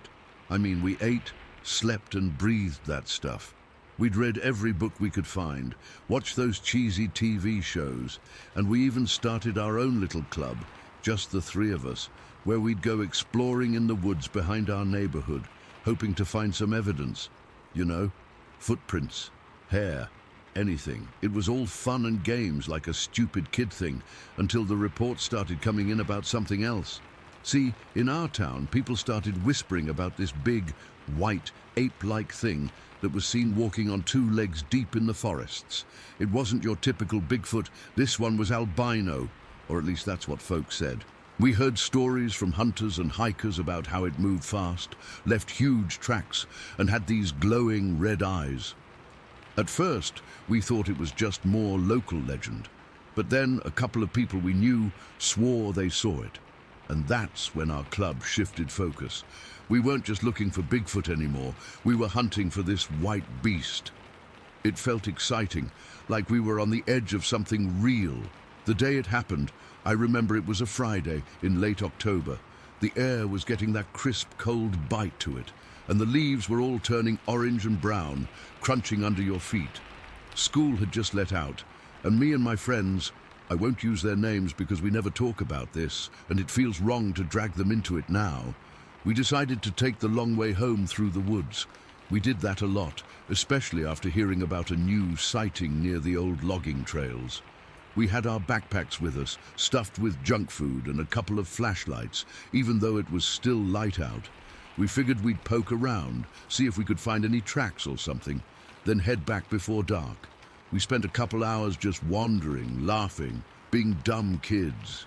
We didn't find anything, not even a broken branch that looked out of place. The woods were quiet, too quiet, but I didn't think much of it then. The sun started to dip low, casting long shadows through the trees, and the temperature dropped fast. I remember pulling my jacket tighter, feeling that chill seep into my bones. My friends were getting antsy, saying we should head back, but I was stubborn. I wanted to check one more spot, a place where someone said they'd heard weird noises a week before. So we kept going, deeper into the forest than we usually did. The path got narrower, and the trees closed in around us. It was that kind of woods, where the pines are so thick you can't see more than 20 feet ahead, and everything smells like damp earth and pine needles. I had this cheap flashlight in my hand, the kind with weak batteries, but I clicked it on anyway because the light was fading fast. My heart was beating a little faster, not from fear yet, but from excitement. I kept thinking, what if we actually see it? What if we're the ones to prove it's real? Then out of nowhere we heard it. This disgusting, low grunting sound, like something big, an animal, was right nearby. It wasn't like a bear or a deer, I'd heard those before. This was deeper, guttural, and it made the hair on my arms stand straight up. We all froze, just stopped dead in our tracks. My friends were on either side of me, and I could see their faces go pale in the dim light. One of them whispered, "What was that?" But I just shook my head, too scared to speak. Before any of us could move, a loud howl cut through the silence. It was piercing, like nothing I'd ever heard. Not a wolf, not a coyote, but something else, something that sounded almost human but twisted and wrong. It echoed through the trees, and I felt this cold knot form in my stomach. Then, from above us, came this low growling sound. I looked up, but it was so dark under the canopy I couldn't see anything at first. My hands were shaking so bad I almost dropped the flashlight. I forced myself to shine it upward, and that's when I saw it. Perched on these thin, spindly branches, way up high, was this massive thing. It was at least 10 feet tall, covered in long, stringy white fur that almost glowed in the beam of my light. Its eyes were red, like two burning coals, and they were fixed right on me. The face was ape-like, but stretched and wrong, with a wide mouth and these huge flat feet dangling down. It was crouched there, balanced on branches that should have snapped under its weight, but it wasn't moving, just staring. I screamed. I couldn't help it. It just ripped out of me, this raw, terrified sound. The moment I did, the thing let out a deafening roar that felt like it vibrated through my whole body. My ears rang, and I swear I could feel the sound in my teeth. Then, in one fluid motion, it leaped down from the tree. It didn't climb or scramble. It just jumped, landing with this earth-shaking thud right behind me. The ground trembled under my feet, and I stumbled forward, almost falling. I was frozen, completely paralyzed with fear. I could feel its hot, menacing breath on the back of my neck. It smelled like rot and damp fur, this awful, thick scent that made me want to gag. I didn't turn around. I couldn't. My body was locked up, and all I could do was stare straight ahead, my heart hammering against my ribs so hard I thought it might burst. Out of the corner of my eye, I saw my friends take off running. They didn't say anything, just bolted, their footsteps crashing through the underbrush as they fled. I was alone. For what felt like forever, I stood there, feeling that breath on my skin, waiting for something to happen. I expected to feel claws or teeth, but nothing came. Then, just as suddenly as it appeared, it moved. I heard this rustling sound, and when I finally managed to twist my head just enough to see, it was climbing back up the tree, but not like an animal. It was swift, almost graceful, scaling the trunk in seconds, moving at an impossible speed. One moment it was there, the next it was gone, vanishing into the darkness above like it had never been there at all. The woods went silent again, except for the sound of my own ragged breathing. I stood there for I don't know how long, maybe a minute, maybe 5, before I finally forced my legs to move. I started running, not looking back, just sprinting through the trees as fast as I could. Branches scraped my arms and face, but I didn't care. All I could think was that it was still there, watching me, waiting. I didn't stop until I burst out of the woods and onto the road near my house. My lungs were burning and I collapsed on the gravel, sobbing and shaking. I don't remember how I got inside, but the next thing I knew, my dad was there, hugging me tight. My friends had made it back and told him everything. Well, not everything, but enough that he knew I was in trouble. They'd run straight to my house to get help. Dad was relieved, but I could see the fear in his eyes too. We never talked about what happened. Not that night. Not ever. My friends and I, we just avoided each other for a while. And when we did hang out again, we never mentioned the woods or the white thing. It was like this unspoken agreement to pretend it never happened. But I couldn't forget. For years after, I stayed away from those woods. I'd hear about more sightings in town, people claiming they saw the white beast near the creek or in the old quarries, and every time, that fear would come rushing back. It left me with this lasting sense of malevolence, like whatever that thing was. It wasn't just some curious animal, it felt evil, like it wanted to scare us, maybe even hurt us.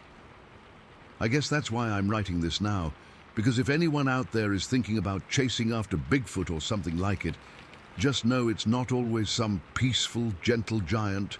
Our curiosity almost got us killed that day, and I've carried that warning with me ever since. I still don't know what it was, and I probably never will, but I know it was real, and I know I'll never set foot in those woods again. Story 9. All right, I'll just write it out. I don't know why I'm even doing this. Putting it all down, my hands shaking just holding the pen, but I can't keep it in anymore. Maybe writing it will get the picture out of my head, the one that's been stuck behind my eyes every time I close them for the past week. It's the middle of December, 1858, just outside Lancaster. The cold's the kind that gets deep into your bones and sits there, and the dark comes early this time of year, thick and complete out here away from town. The whole week leading up to that day, there'd been talk, just whispers at first. Things you'd hear muttered down at the mill or after church service. Folks saying they'd seen something in the woods, something that didn't fit. Not a bear, not a wolf. Something that walked on two legs like a man, but wasn't a man. My neighbor, old Mr. Miller, he said he saw a tall, dark shape, loping between the trees at the edge of his field, moving faster than any person could run. He just waved it off, said it was the shadows and an old man's eyes. But then his daughter said she heard something heavy walking around the outside of their cabin one night, a sound of feet, not paws. She said it stopped right under her window, and she heard this low, wet breathing. She didn't sleep for 2 nights after. I didn't put much stock in it. I'm a practical man. I run a small farm, tend to my animals, mind my own business. I figured it was just talk, stories getting bigger with each telling. That was before I saw it with my own eyes. That particular evening, I was finishing up my chores later than usual. The sun had been down for a couple of hours, and the moon was just a thin, sharp sliver in the sky, giving hardly any light. I remember my breath pluming out in front of me in the lantern light, little clouds that vanished into the black. I'd been mending a fence in the north pasture and lost track of time, and my last task was to check on the cows in the barnyard pen before heading in for supper. My wife had already lit the lamp in the kitchen window, a little square of gold in the vast darkness, and I could feel my stomach grumbling, thinking of the warm stew waiting for me. The barnyard is just a stone's throw from the house, a good-sized pen with a lean-to for the animals to get under in bad weather. As I got closer, lantern held out in front of me. I remember thinking it was quieter than it should be. Normally the cows would be shifting around, maybe lowing softly, but it was dead quiet. The only sound was the crunch of my own boots on the frozen ground and the whistle of the wind through the bare branches of the oaks that line the property. I lifted the lantern higher, its light jumping and swaying, throwing long, dancing shadows. And then I saw it.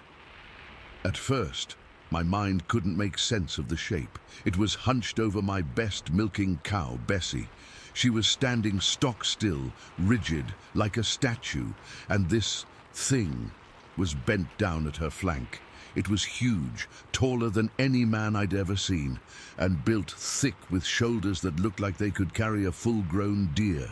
It was covered from head to foot in hair, long and matted, a dark, muddy brown color that seemed to swallow the lantern light. It wasn't attacking her. That was the strangest part. It was drinking. It had its massive head pressed against Bessie's udder, and I could hear this soft, sucking sound, a wet, rhythmic noise that was utterly, profoundly wrong. Bessie just stood there, trembling, her eyes wide and white with a terror I'd never seen in an animal before. It was like she was paralyzed. My heart just about stopped in my chest. It felt like a fist had clenched around it and squeezed. The air left my lungs in a rush, and for a second I couldn't breathe, couldn't move. I just stood there at the edge of the pen, frozen solid, the lantern handle creaking in my white-knuckled grip. My brain was screaming at me, a jumble of thoughts that made no sense. Bear? No. Man? No. What? What is it? I must have made a sound, a gasp, or maybe my boot scuffed the ground because its head snapped up. That was the worst part, when it turned to look at me.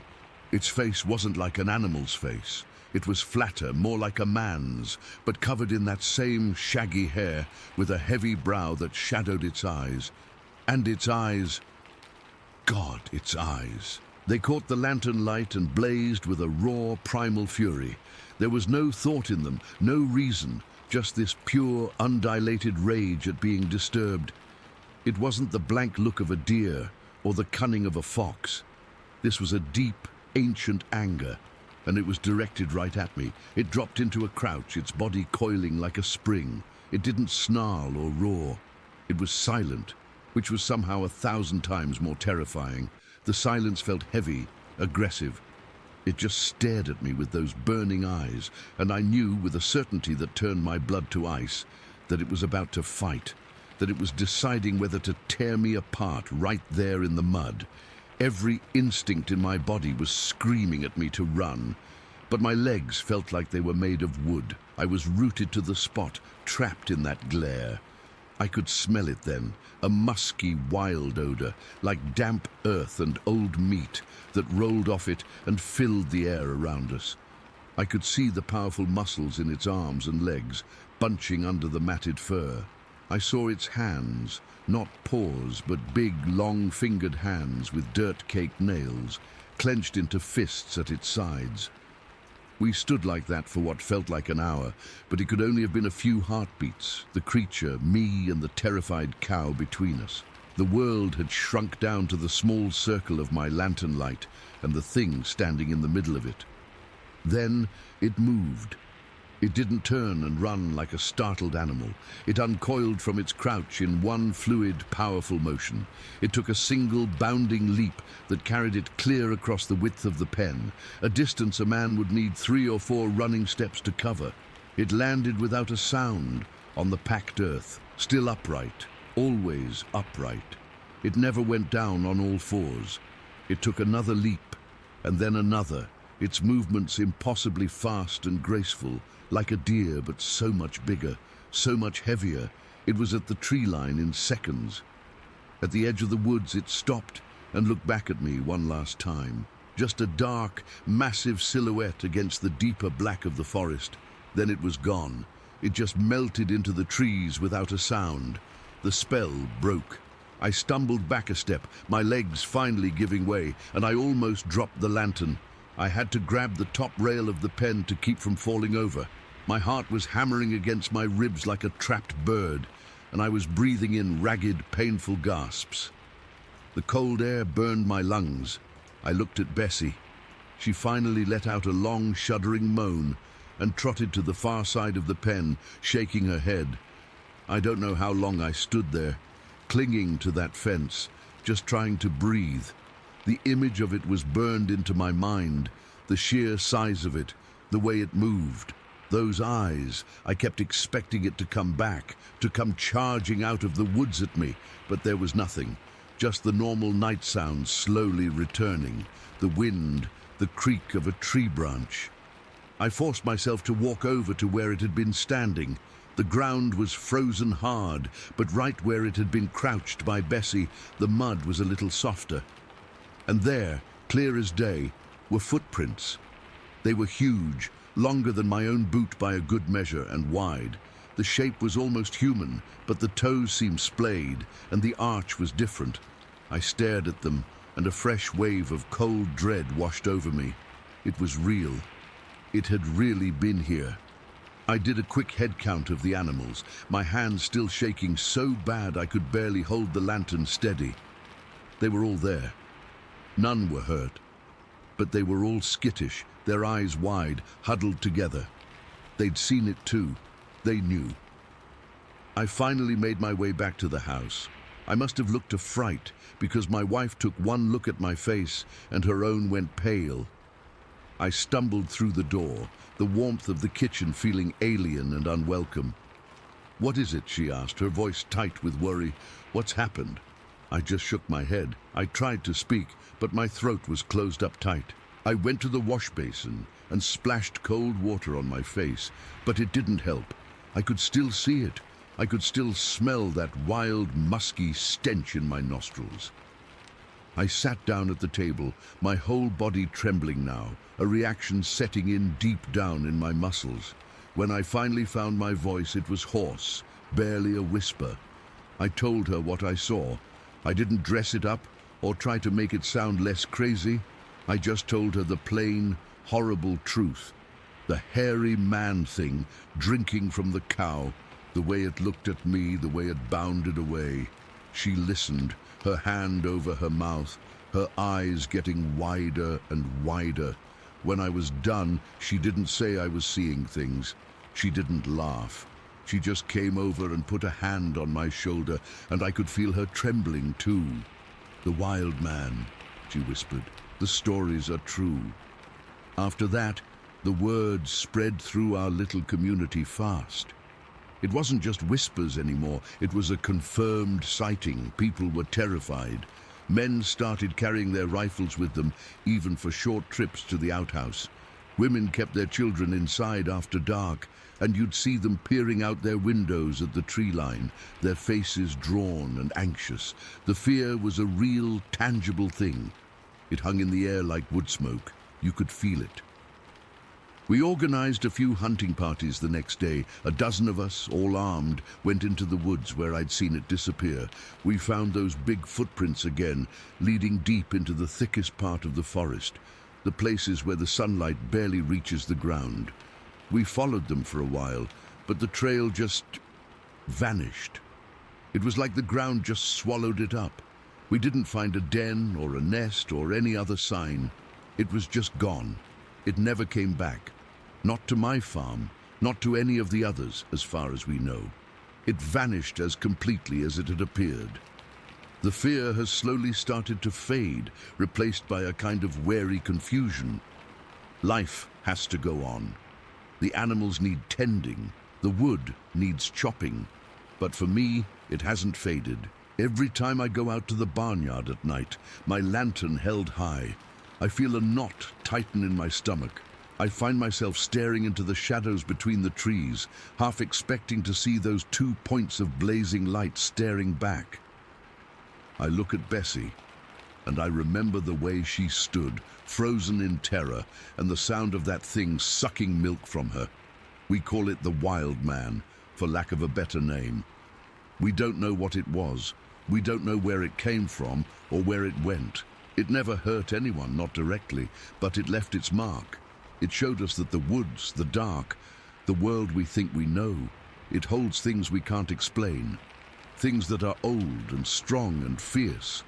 And sometimes late at night when the wind is just right, I swear I can still smell that wild, musky odor on the air, and I just know that it's still out there somewhere, watching. And the memory of its rage-filled eyes turning to face me in the flickering lantern light is something I will carry with me for the rest of my days. I saw it. I can't forget it. I don't think I ever will. Story 10. I've never been one to believe in the weird stuff you hear about online. Ghosts, aliens, Bigfoot, none of it ever stuck with me. But what happened that day? I still can't wrap my head around it, and I doubt I ever will. I live out in the sticks, way off the main road, surrounded by woods that have been there longer than anyone can remember. My property backs up against this old rock quarry that's been abandoned for decades, and beyond that, there's a small lake tucked away in the trees. It's usually quiet out here, the kind of quiet that lets you hear your own thoughts, which is why I went out there that evening. I'd had a rough week at work, just a bunch of little things piling up, and I needed to clear my head. So around dusk, I decided to take a walk near the quarry. I've done it 100 times before, never thinking twice about it. The air was starting to get that cool, damp feel that comes right after the sun dips below the trees. I could smell the pine and wet earth, and the only sounds were my boots crunching on the gravel and the occasional rustle of leaves from some small animal. I was following this overgrown path that leads from the edge of my property toward the quarry, just letting my mind wander. I remember thinking how peaceful it was, how the shadows were stretching long and dark between the trees.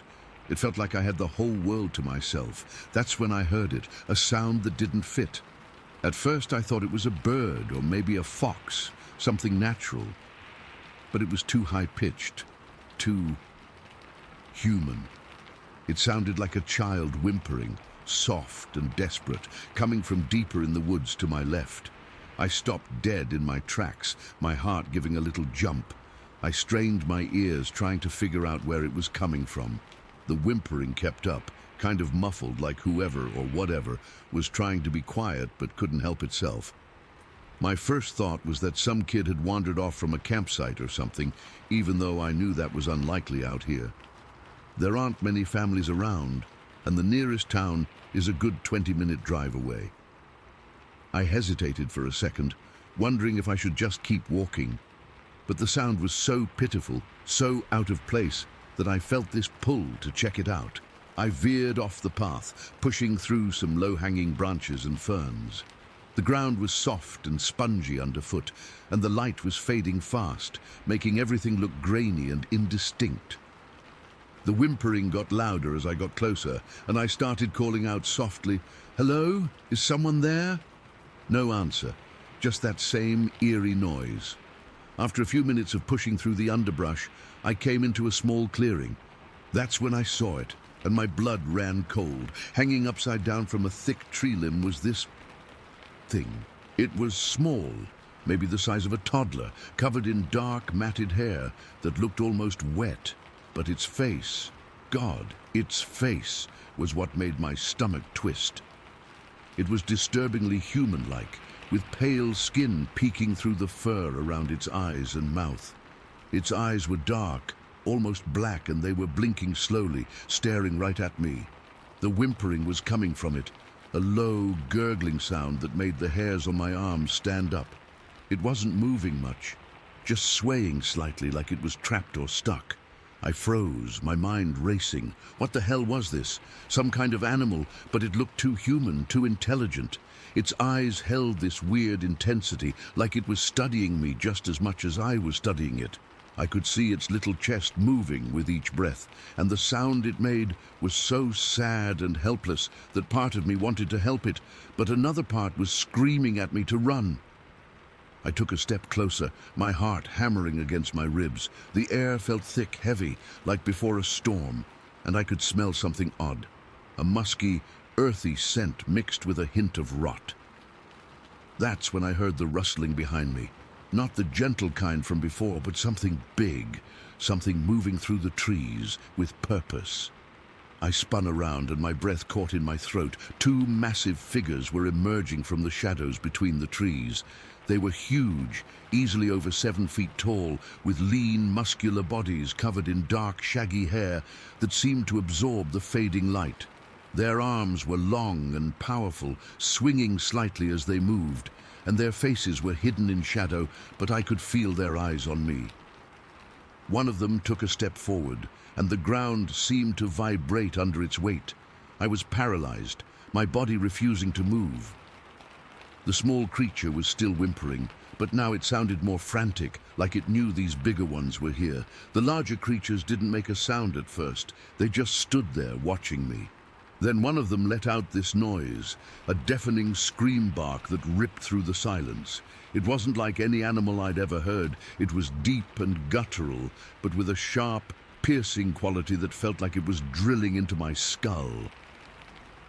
The sound echoed through the trees, and I felt a wave of primal fear wash over me, so intense that my legs finally unlocked.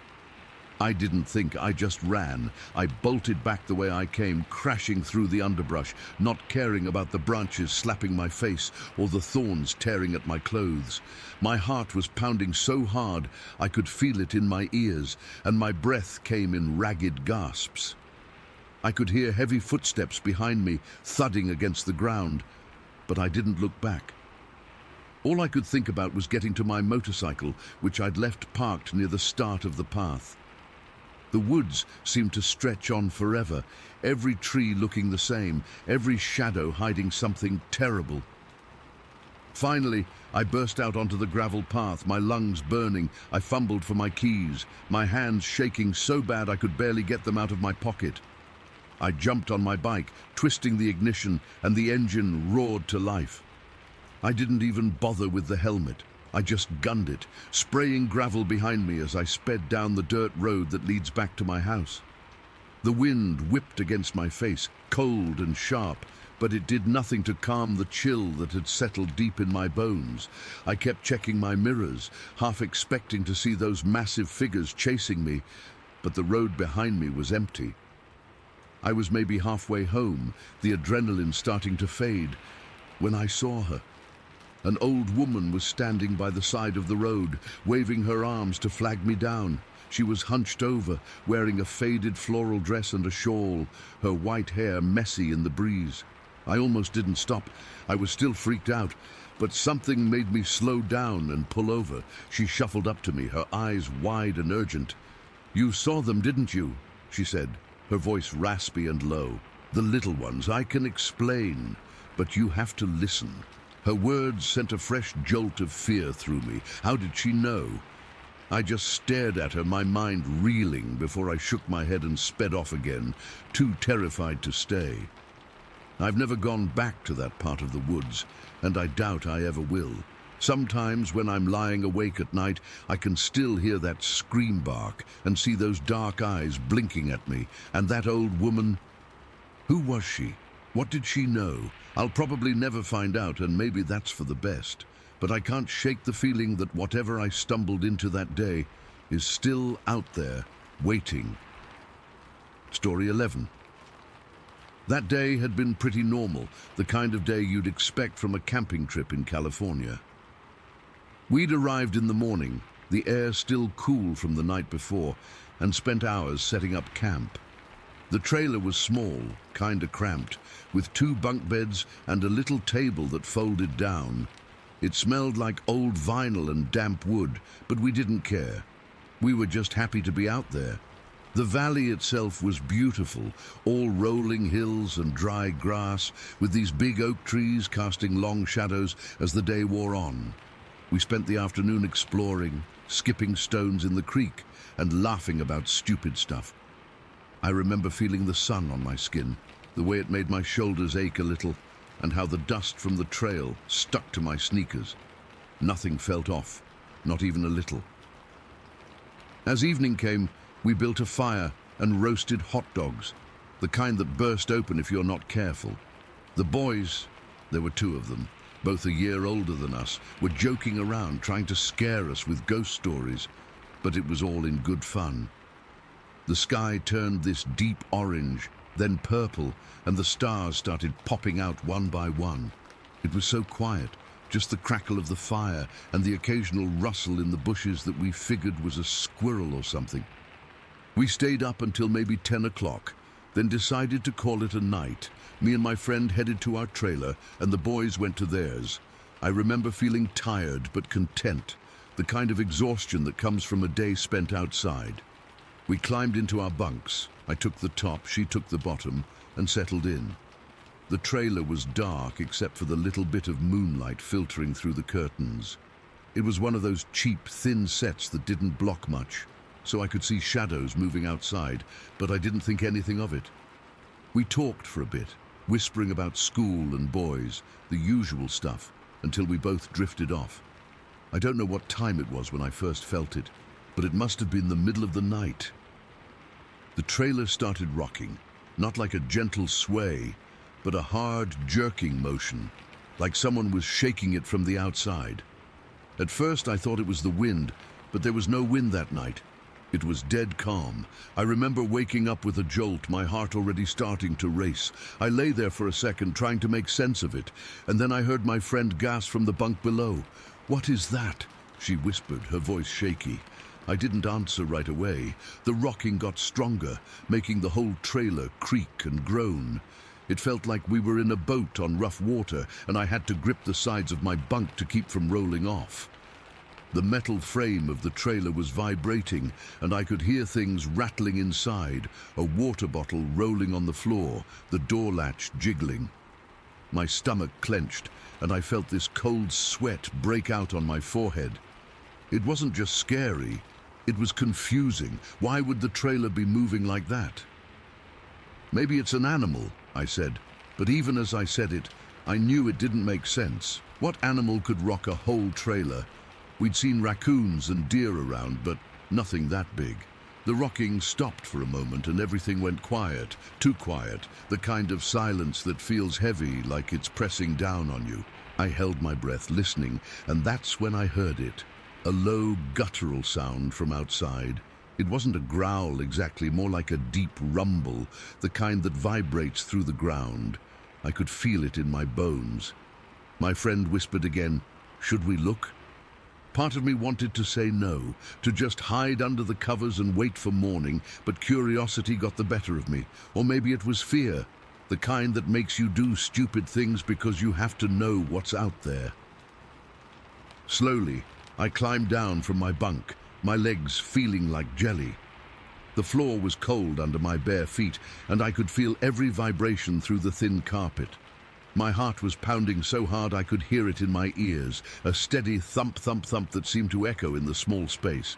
We crept toward the window near the door. The curtains were still drawn, but they were flimsy, and I could see shadows shifting outside. The moon was bright enough to cast a pale glow, but it didn't reach into the deep dark around us. I remember my hands were trembling as I reached for the edge of the curtain. My friend was right behind me, her breathing quick and shallow. "On 3, I whispered, though I don't know why I said that. It felt like something from a movie, but in the moment, it was all I could think of. We counted together, silently, and then I pulled the curtain back just a crack. What I saw will never leave me. There was a face pressed up against the window, so close I could see the details even in the dim light. It was huge, way bigger than a human face, with skin that looked rough and dark, almost like bark. But the eyes, they were what froze me in place. They were glowing red, not like embers or lights, but like two coals burning from the inside out. They didn't blink. They just stared right at me, and I felt this wave of pure terror wash over me. It wasn't just fear, it was this primal, gut-level dread that made my whole body go cold. I couldn't move, couldn't scream, couldn't even breathe. I just stood there, locked in that gaze. The face didn't look angry or mean, it was just there, expressionless. But those red eyes seemed to see right through me. I could smell something too, a weird musky odor like wet dirt and old leaves, and it filled the trailer, making me feel sick to my stomach. The rocking had started again, but softer now, like whatever it was had settled back. I could hear a low humming sound, almost a whisper, but it wasn't coming from the face. It was like it was all around us. My friend must have seen it too, because she let out this choked cry and stumbled back, knocking into the table. That broke the spell. I dropped the curtain and grabbed her arm, and we both scrambled for the door. My hands were so sweaty I could barely turn the knob, but I managed to yank it open, and we burst out into the night. The air outside was cool, but it didn't feel refreshing.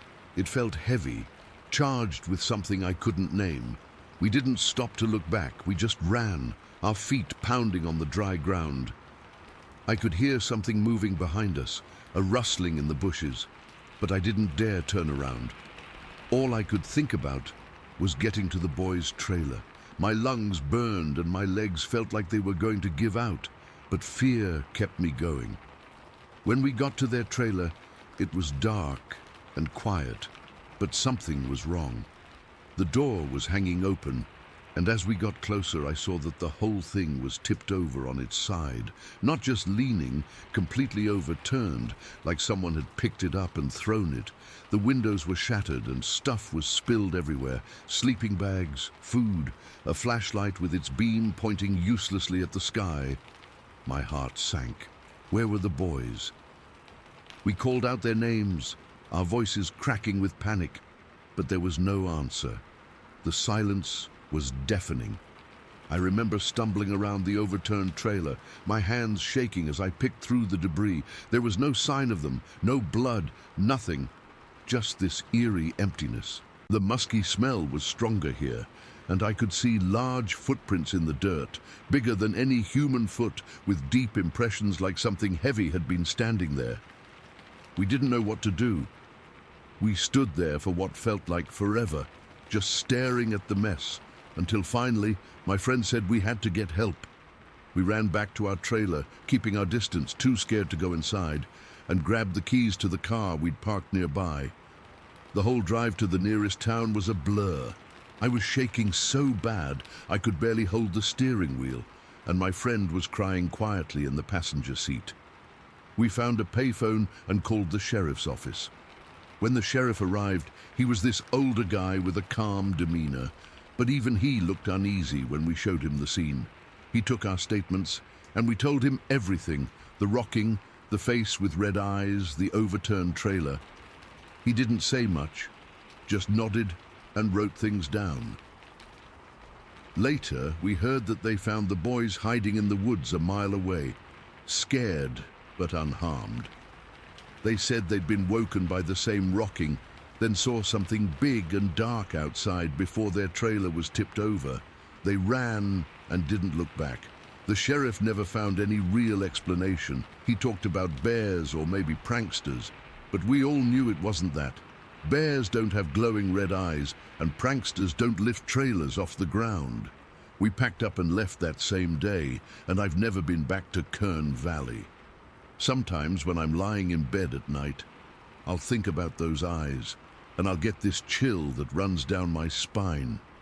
I still don't know what it was, and I doubt I ever will. It's just one of those things that happened, and all I can do is remember how scared I was and how real it felt. Story 12. This was back in February of 2018. I remember the date because I'd just been paid, and I was mentally calculating my bills on the drive home. The road I was on, the one that cuts through the woods near Heffley Creek, it's my normal route. You take it enough times, you stop seeing the trees, you just see the path home. It was late, past midnight. I remember glancing at the clock on my dash right before it happened. It was 12:22 in the morning. The numbers were green and clear. I was doing about 90 clicks, which is pretty much the speed you do on that stretch. It's a 2-lane road, dark as the inside of a pocket once you're away from the last of the town lights. My high beams were on, cutting a tunnel through the blackness, lighting up the frost on the asphalt. There was no one else out. It was just me, the hum of my old Ford's engine, and the endless wall of trees on either side. My mind was wandering, thinking about nothing in particular, just that numb autopilot you get into on a familiar drive. Then something moved at the edge of the light. My brain tried to process it before my foot even moved. It wasn't a deer. Deer flicker. They're fast and jumpy. This was solid. It was just there. Suddenly, right in the middle of my lane, I slammed my foot on the brake so hard the pedals shuddered under my boot. The tires didn't screech, not on that cold, slightly damp road, but they groaned. and the whole truck pitched forward with a sickening lurch. My seatbelt locked and dug into my shoulder. The coffee mug in the cup holder flew out and hit the dash, splashing old cold dregs across the windshield. And in that mess, in the violent stop, I saw it. It was standing right there, not on the shoulder, not at the edge of the trees. In the lane, my headlights were full on it, illuminating every detail with a brutal, stark clarity.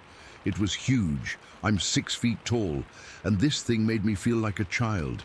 It had to be at least 7 feet tall, maybe more, and it was covered, and I mean covered head to toe, in this thick matted hair.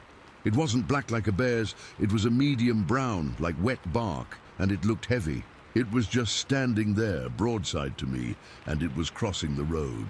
That's what gets me. It wasn't running. It wasn't startled by my truck skidding to a halt. It was just crossing, like it had the right of way, like I was the one who was out of place. Its head was big, and it didn't have a long snout like a bear. It was more rounded, set on these massive shoulders. I couldn't see its face clearly, the hair was too thick, but I got the impression it was looking straight ahead, across the road, to the tree line on the other side. It was focused. It had a destination.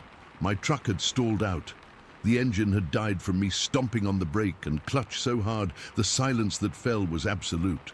No engine, no radio, just the faint tink-tink-tink of the cooling engine block and the sound of my own heart trying to punch its way out of my chest. I was gripping the steering wheel so tight my knuckles were white. I could feel a cold sweat break out all over my body, under my arms, down my back. My mouth was hanging open, and then it moved. It took a step.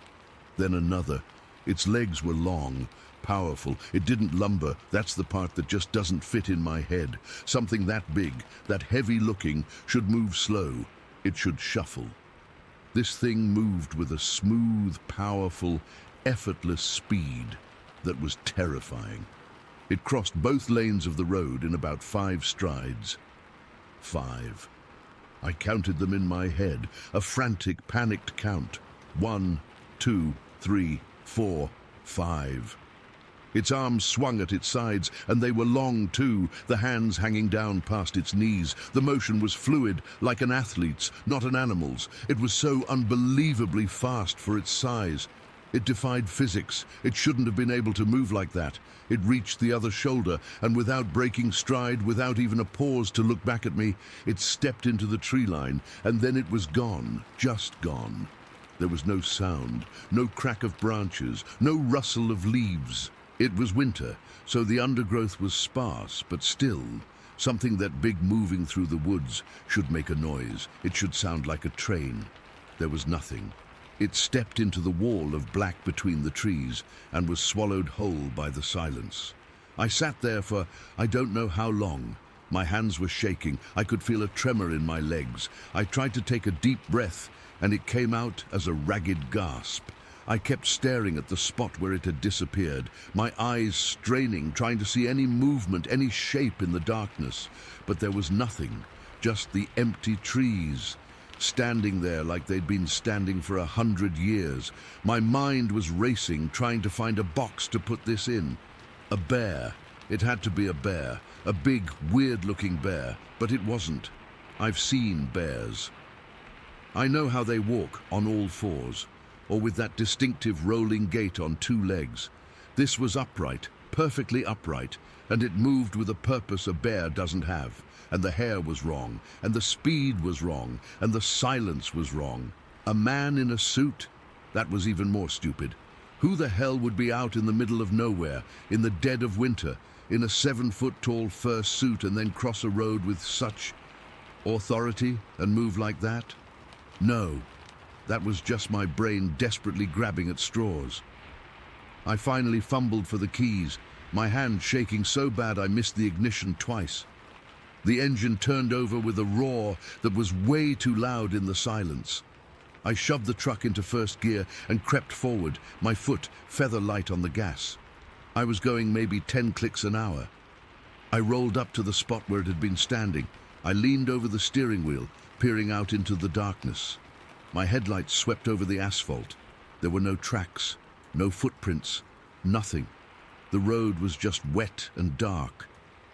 I looked to the other side, where it had entered the woods. The snow on the shoulder was patchy, but where it existed, it was undisturbed. No massive footprints, no broken branches at eye level. Nothing. That's when the real fear set in, the cold, deep, sinking kind. If there were no tracks, did I imagine it? The coffee was real, spilled all over my dash. The seatbelt burn on my shoulder was real. The raw adrenaline shake in my hands was real. I hadn't imagined the violent stop. So where was the proof? I drove the rest of the way home at a crawl. Maybe 30, 40 clicks an hour max. My eyes weren't on the road ahead anymore. They were glued to the tree line on either side. I was scanning the darkness. Every gap between the trees, every shadow. My neck was stiff from whipping my head back and forth. Half of me was terrified that I would see it again, that it would be standing there, watching me from the shadows.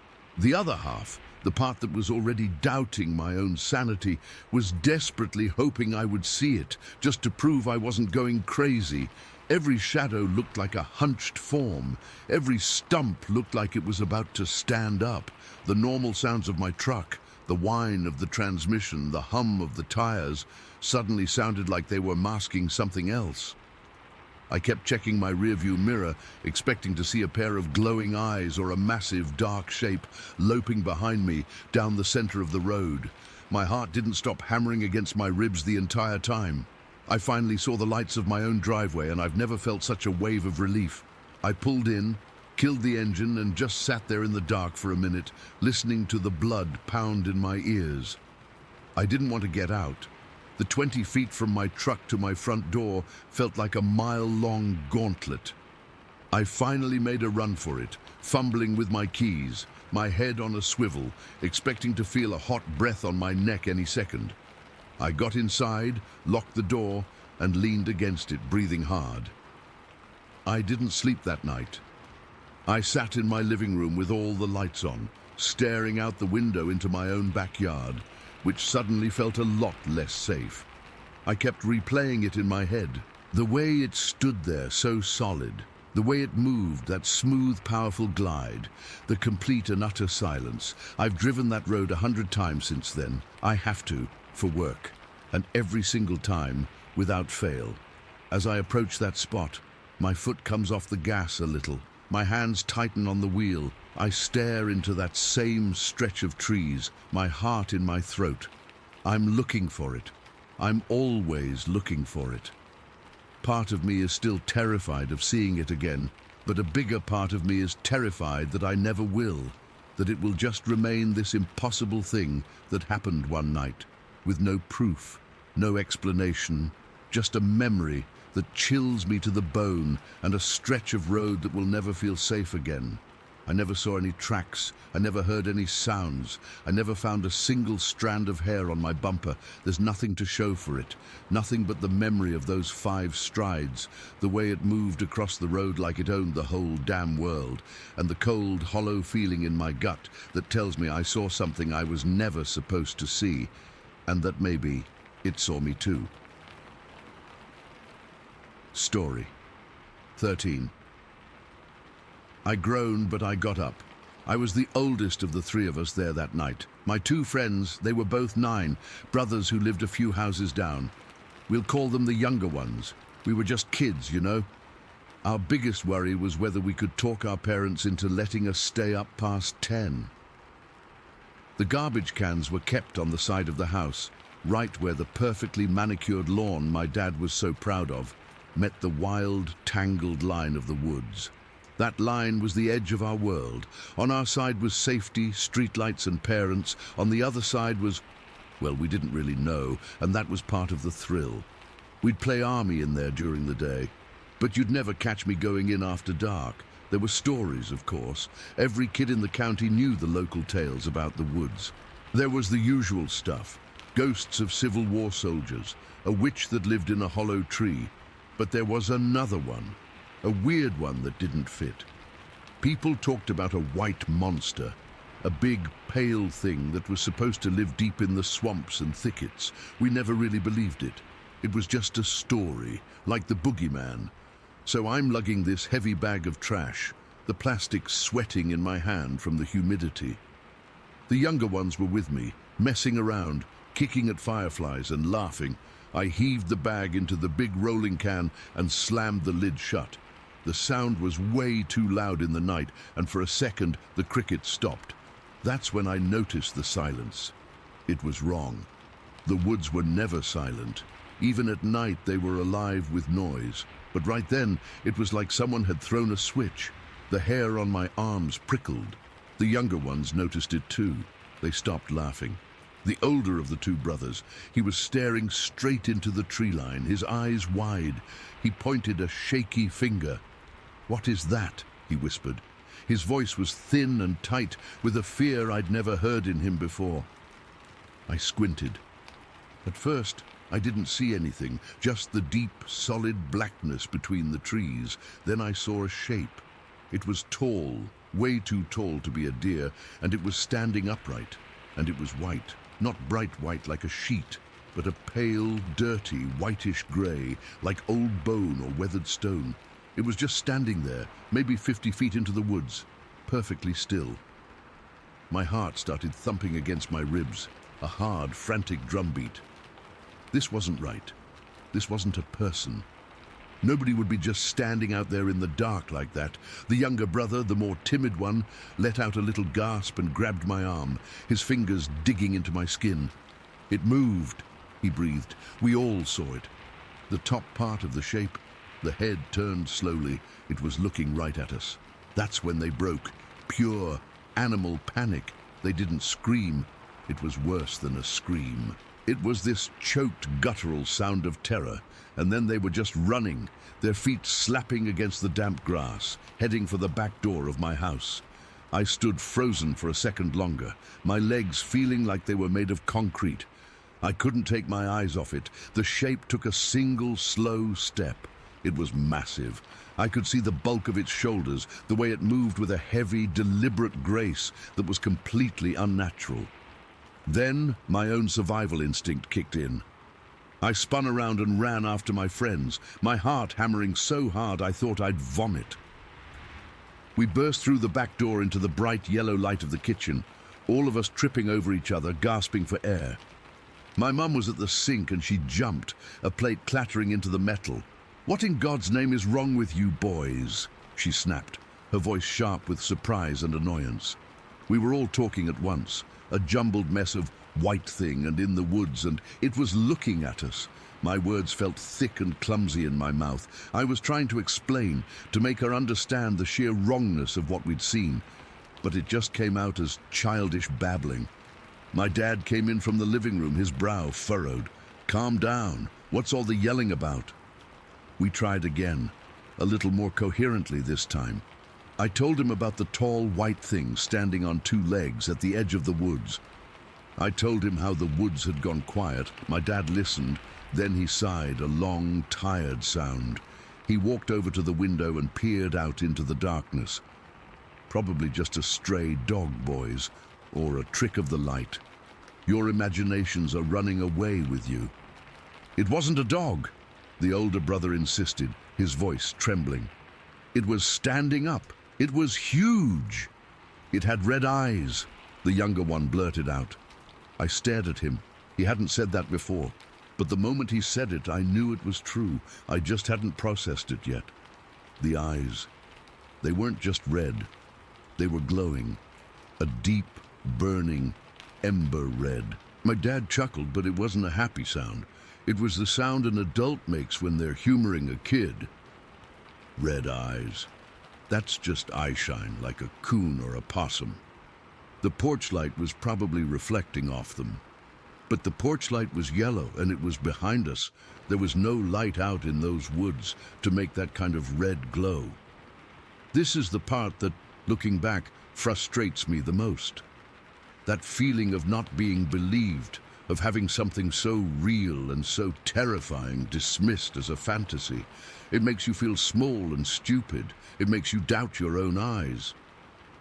But I knew what I saw, and a cold, hard knot of certainty was forming in my gut. The local stories. The white monster. They weren't just stories. I looked at my two friends. Their faces were pale, their eyes still wide with the same raw fear I felt buzzing under my own skin. We didn't say anything, but we all knew. We couldn't just let this go. We had to know. Maybe it was a stupid kid kind of bravery, or maybe it was just the need to prove to ourselves that we weren't crazy. "Dad," I said, my voice surprisingly steady, "can we take the spotlight? The big one from the garage? Just to check, please." He looked at me, then at my friends, and sighed again. He could see we were genuinely spooked. "Fine. But 5 minutes, and I'm staying right here on this porch." That was good enough for me. We scrambled into the garage. The spotlight was a heavy, black metal thing with a long cord. It was the kind you plugged into the wall and could light up the whole backyard. My hands were shaking as I fumbled with the plug, finally jamming it into the outdoor socket.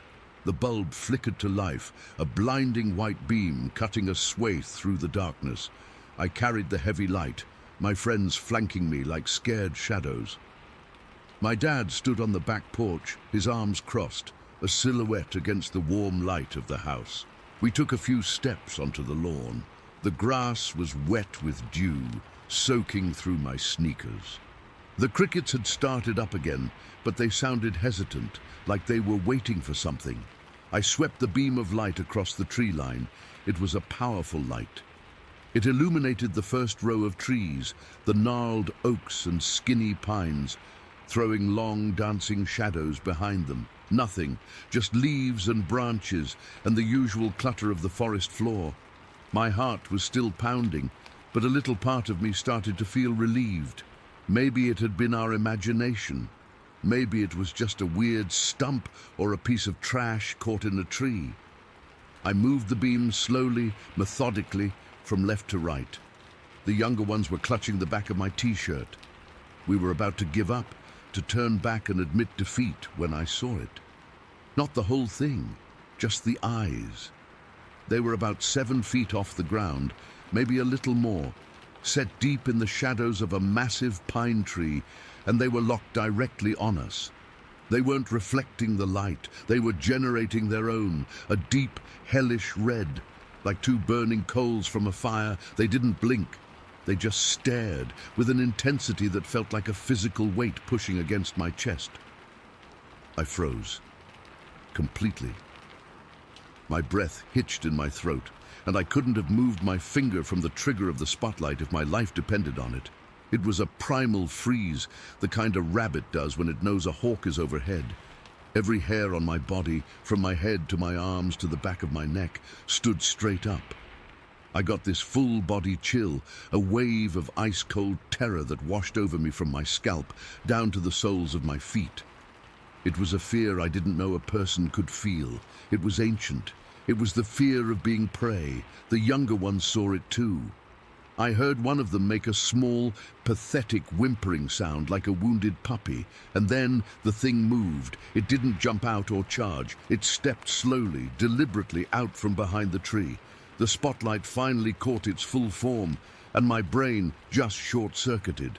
It was enormous. I'm not talking tall like a basketball player. I'm talking massive, thick and powerful. It had to be 8 feet tall if it was an inch, with shoulders that were impossibly broad. Its body was covered in hair, but it wasn't fur like a bear. It was stringy, almost mangy looking, and that pale, whitish-gray color I'd seen before. But now, in the direct beam of the light, I could see it was streaked with dirt and grime. Its arms were long, hanging down past its knees, ending in hands that looked dark and thick-fingered, but it was the face I'll never forget. It wasn't a human face, but it wasn't an ape's face either. It was somewhere in between, and that made it 1,000 times worse. The brow was heavy and prominent, shadowing those horrible red eyes. The nose was flat, and its mouth, it was just a line, but it was pulled back in what looked like a silent snarl, revealing a glimpse of dark, wet-looking gums. It took another step towards us. It moved on 2 feet, with a heavy, rolling gait, but it was completely balanced. It wasn't clumsy, it was purposeful. It was hunting. The spell broke. I don't know which one of us screamed first. It might have been all of us at once. I dropped the spotlight. It hit the wet grass with a thud and a sizzle, and the world plunged into near darkness with only the dim yellow glow from the porch light behind us. We didn't look back. We just ran. We ran faster than I've ever run in my life before or since. It was a blind, panicked sprint. I felt the wet grass whip at my ankles. I heard the ragged, sobbing breaths of my friends beside me, and I felt nothing but that pure, undiluted terror propelling me forward. We crashed into the screened-in porch, slamming the door shut behind us and fumbling with the flimsy hook latch. We stood there, panting, trembling, our chests heaving. My dad was still there, his expression now one of genuine concern. What happened? Did you see something? We were crying now, real tears of terror mixed with the sweat on our faces. We tried to tell him, our words tumbling over each other. The eyes, the red eyes, it was huge, it was coming for us. He ran out onto the porch with a flashlight, sweeping it across the yard. But of course there was nothing there. Just the empty lawn, the dark woods, and the spotlight lying dead in the grass. The rest of the night was a blur. Our parents talked to each other in low, serious voices. The younger one's mom came and got them. There was a lot of, "You boys had a scare," and "It's over now." They tried to rationalize it. A bear, they said. Alabama has black bears, and a light-colored one would be rare, but not impossible. But I'd seen bears at the zoo. I'd seen them on TV. This wasn't a bear. A bear doesn't stand and walk like that. A bear's eyes don't glow like hot coals in the dark. They never believed us, not really. To them, it became that one time we got spooked by an animal in the woods. A funny story to tell at family gatherings. But it wasn't funny. It changed me for the rest of that summer and for years after. I never went into those woods again. I wouldn't even go into the backyard alone after dark. Taking out the trash became a military operation. I'd scope it out from the window first, then sprint to the cans and back, my heart in my throat the whole time. I developed this twitch, this constant need to glance over my shoulder, to scan the tree line for any movement, any patch of unnatural white. The memory of those red eyes locking onto mine is burned into my brain. It's been decades now. I've lived a whole life since then, graduated, got a job, got married. I've faced real-world fears, like losing a job or worrying about bills. But nothing, and I mean nothing, has ever come close to the sheer primal horror of that moment. It was a fear that bypassed my brain and went straight to my spine, a deep-seated knowledge that I was in the presence of something I was not meant to see. Something powerful and ancient and utterly alien. I'm a grown man, but sometimes on a quiet, dark night when the woods are a little too silent, I'll catch myself staring out the window, and for a split second, I'll feel that old chill creep up my back. I'll remember the way it moved, the sheer size of it, and those 2 points of burning red light in the darkness staring right back at me. And I know with a certainty that has never faded that it was real. We saw what we saw, and to this day, I still don't know what it was. Story 14. Okay, so this is something that happened to me back in September of 1998. I've never really talked about it much because, honestly, who would believe me? But I've been reading some stories online lately and it feels like maybe I'm not alone, so I'm just going to put it out there. I was in the Air Force at the time, a single dad with 2 little boys. They were just toddlers then, maybe 3 and 5 years old. We were driving through Horry County in South Carolina on our way back to base after visiting family up north. It was late, real late, like 1 o'clock in the morning, and the roads were pretty much empty. My sons were both asleep in the back seat, all tucked in with their blankets, and I was just focusing on the road, trying to stay awake. The car was an old, beat-up sedan I'd had for years, and the hum of the engine was the only sound besides the soft breathing from the back. I had the radio on low, some classic rock station fading in and out, but mostly it was just me and my thoughts. I remember feeling tired but alert, you know? That kind of wired feeling you get when you've been driving for hours and your body's begging for sleep. but your mind won't shut off. The air was warm and humid, typical for South Carolina in September, and I had the windows cracked open just a bit to let in some fresh air. The night was pitch black outside of the headlights. No streetlights out there, just trees and fields lining the road. I was on this 2-lane highway, Route 5 something or other. I don't remember the exact number, but it was one of those roads that cuts through the middle of nowhere. Lots of ditches on the sides, filled with tall grass and weeds, and every now and then you'd see a house set way back from the road, but mostly it was just darkness. I'd been driving for about 6 hours straight, and my eyes were starting to play tricks on me. You know how it is when you're tired. Shadows look like things moving, and your brain tries to make sense of nothing. But this wasn't nothing. Up ahead, on the right side of the road, I saw something in the ditch. At first, I thought it was a dog, maybe a stray or something that had been hit. It was hunched over, kind of low to the ground, and I figured it was just rooting around in the grass. My first instinct was to slow down a little, in case it darted out into the road. I didn't want to hit it, and I sure didn't want to swerve and risk waking the kids or worse. So I eased off the gas a bit, and that's when it turned. It wasn't a dog. I mean, the body was big, like a large animal, but when it turned its head toward the car, I saw its face. Oh man, just thinking about it now gives me chills. It had this orangutan-like face, but with no fur on it, just smooth, kind of leathery skin, like an old baseball glove. Its mouth was wide, really wide, and it seemed to stretch almost from ear to ear. But there were no ears that I could see. Its hair was scraggly, like patches of dirty straw stuck to its head and shoulders, but the face was bare, and its eyes, I don't even know how to describe them. They were dark, deep-set, and they seemed to lock onto me for a second. I felt this jolt go through my body, like I'd been zapped with electricity. My heart started pounding so hard I could feel it in my throat. I gripped the steering wheel tighter, my knuckles going white.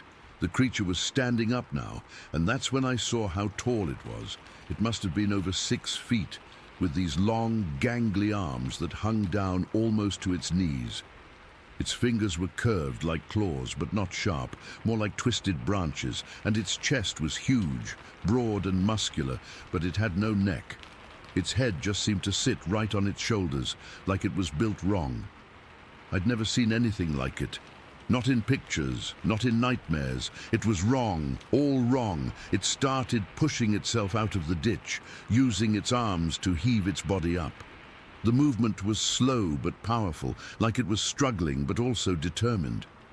I could hear the rustle of grass and dirt, a wet squelching sound that made my skin crawl. I remember thinking, this can't be real. I'm hallucinating from being tired. But I knew I wasn't. The details were too sharp, too vivid. The way the headlights caught its skin, making it gleam slightly in the dark. The way it moved. It wasn't graceful like an animal. It was awkward, almost human, but not quite. That's what scared me the most, I think. The combination of human and animal traits. It was like someone had taken a person and twisted them into something else. My mind raced. What if it comes after the car? What if it hurts my boys? They were sleeping so peacefully, completely unaware. I could see their little faces in the rearview mirror, and that just fueled my panic. I had to get us out of there. Now. I slammed my foot on the gas, and the car lurched forward. The engine roared, and I remember the sound felt too loud, like it would attract attention. I glanced in the rearview mirror again, and I saw the creature fully out of the ditch now, standing on the side of the road. It was just standing there, watching us drive away. It didn't run after us or anything, but its posture was, I don't know, menacing, like it was sizing us up. I kept driving, my eyes glued to the road, but my hands were shaking so bad I could barely keep the car straight. I kept checking the mirrors, expecting to see it following us, but there was nothing. Just darkness. After a minute or two, I pulled over to the side of the road, my breath coming in ragged gasps. I turned off the engine, and the sudden silence was deafening. I could hear my own heart thumping in my ears. I looked back at my sons, still asleep, thank God. They hadn't stirred at all.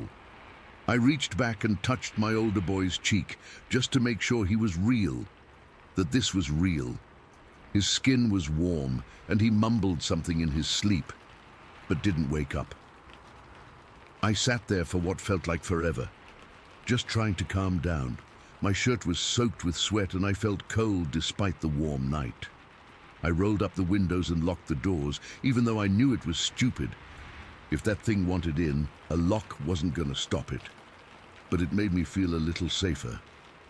I kept replaying the image in my head. That face, those eyes, the way it stood. It was burned into my brain. I thought about turning around and going back, but there was no way I was doing that, not with my kids in the car. Not ever.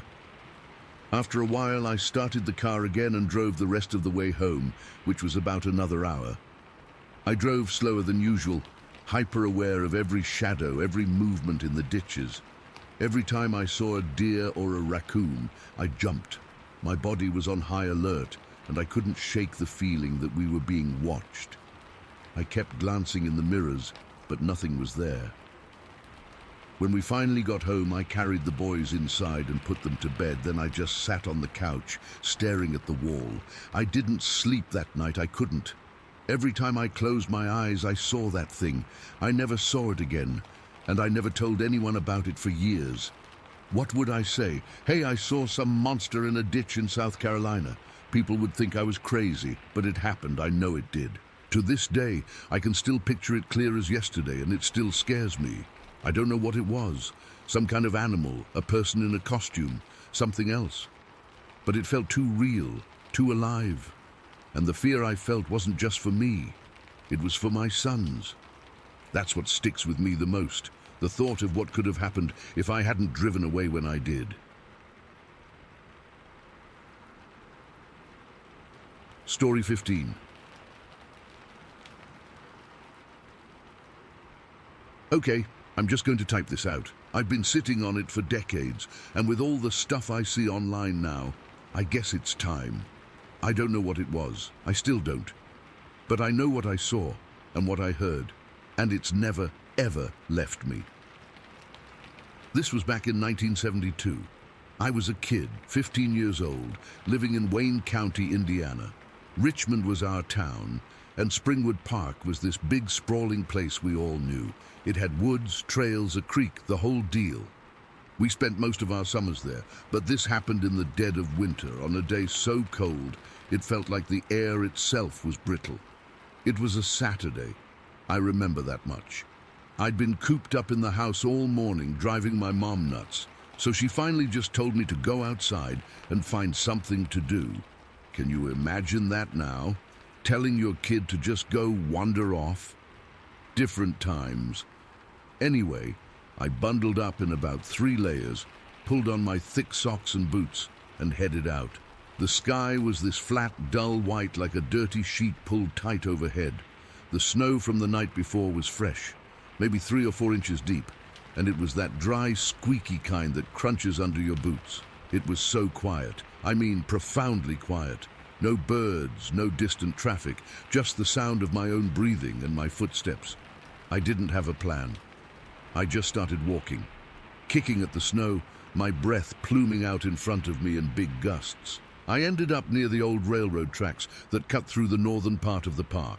I walked along the ties for a while, the wood slick with a skin of ice. After a bit, I got tired of watching my step and hopped down onto the gravel shoulder. There was this big metal box next to the tracks, like an electrical box or something for the signals.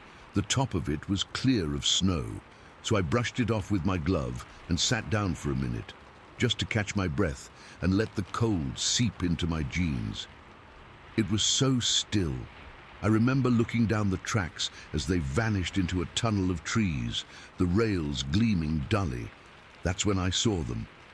At first, my brain didn't even register what it was, just a pattern in the snow. I leaned forward, squinting. They were footprints, but they were all wrong. They came from the woods on one side of the tracks, crossed directly over the two rails and the gravel bed, and disappeared into the woods on the other side, a single line of them. And they were barefoot. I remember a cold feeling that had nothing to do with the weather starting in my gut. I slid off the metal box, my boots crunching in the snow, and took a couple steps closer. I didn't want to. Every instinct was telling me to back away, but I had to see. I had to be sure.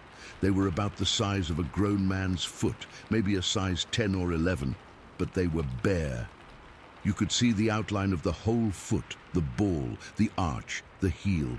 The toes were clearly defined. The prints were sunk deep into the snow, deeper than my boot prints were. Whoever or whatever had made them was heavy. I stood there, just staring. The temperature was way below freezing. I had on 2 pairs of socks and insulated boots, and my toes were starting to ache. The idea of a person walking barefoot through this, it was impossible. It was insane. My mind started racing through stupid explanations. Maybe some drunk?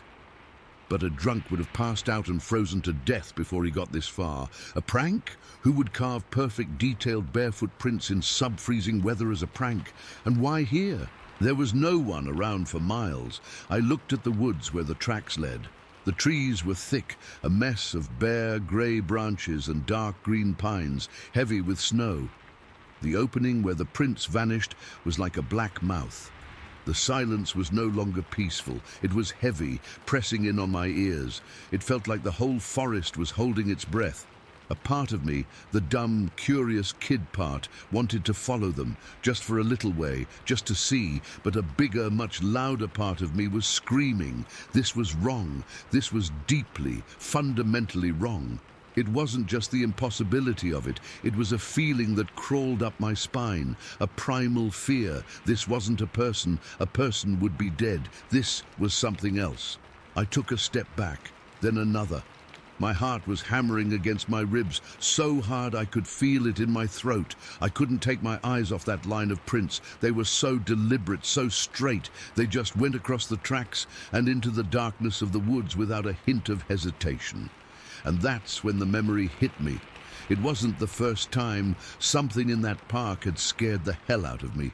It was the summer before, maybe August. Me and 3 of my friends. We talked our parents into letting us camp out overnight by the creek. We had this old canvas tent, a bunch of supplies, the whole adventure planned. It started out great. We built a fire, cooked hot dogs, told stupid jokes, but as it got truly dark, the woods changed. The normal night sounds, the crickets, the frogs, just stopped. It didn't fade away. It was like someone threw a switch. One minute it was noisy, the next it was dead silent.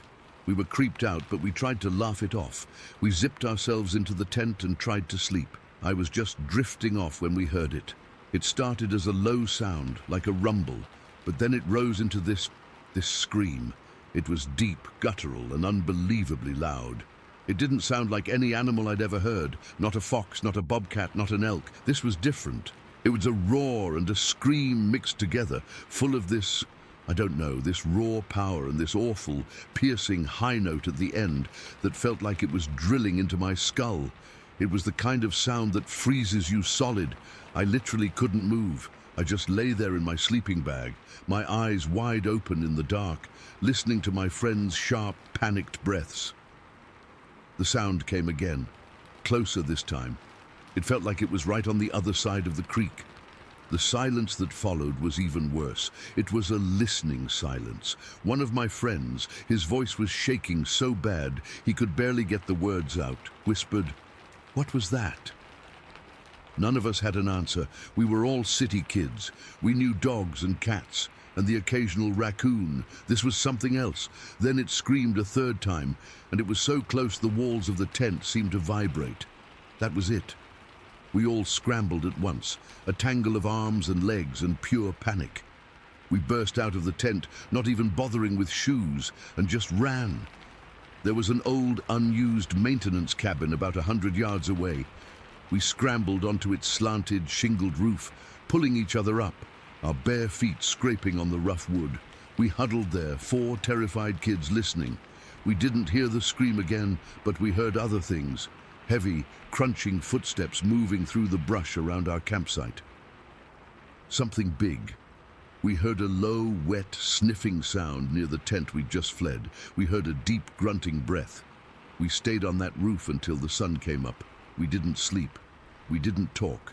We just sat there, shivering from cold and fear, watching the tree line. When the first rays of light hit the trees, the normal forest sounds slowly came back. Birds started chirping. It was like a spell had been broken. We climbed down, our legs stiff and shaky. Our campsite was a wreck. The tent was still standing, but one of the poles was snapped. Our cooler was tipped over. The contents spilled everywhere, and there were footprints. Big, deep impressions in the soft earth near the creek bank. They were huge, and they weren't from a bear. They were vaguely human-shaped, but way too big, and they only had 4 toes. I remember staring at that, my stomach turning to water. We didn't stick around to investigate. We grabbed what we could carry and practically ran all the way home. We told our parents a bear had spooked us. They believed it. It was easier. We never talked about it much after that, but it was there, this unspoken thing between us. The park had always felt a little off at times, even before that. There were spots where you'd get this intense feeling of being watched, a pressure between your shoulder blades that made the hair on your neck stand up. Sometimes, for no reason, you'd just get this overwhelming urge to leave, to get out of the woods. We'd all felt it. Standing there by the railroad tracks in the snow, all of that came rushing back. The screams, the feeling of being hunted, the 4-toed prints in the mud, and now this, a line of barefoot prints in the snow. My eyes were glued to the tree line where the prints disappeared. The woods were dark and impossibly still. And then I saw it. A movement, deep in the shadows, between 2 thick pines. It wasn't a distinct shape. It was just a shift in the darkness, a patch of deeper black that moved against the still grey trunks. It was tall, very tall. I stopped breathing. I couldn't see any details, no face, no eyes, but I knew it was there. I knew it was looking right at me. I could feel its gaze like a physical weight. It was the same feeling from the camping trip, that primal, gut-level knowledge that you are not at the top of the food chain, that you are being sized up. The fear that washed over me was absolute. It was cold and left me numb. My legs felt like rubber. I wanted to run, but I was terrified that if I moved, it would charge out of the trees. I just stood there, frozen, locked in this silent stare-down with a shape in the woods. It moved again, a slow, deliberate sway, like it was shifting its weight. It was massive, I could tell that much, taller and broader than any man. And then a low sound drifted across the clearing. It wasn't a scream this time. It was a deep, rumbling exhale, like a sigh of steam from a locomotive.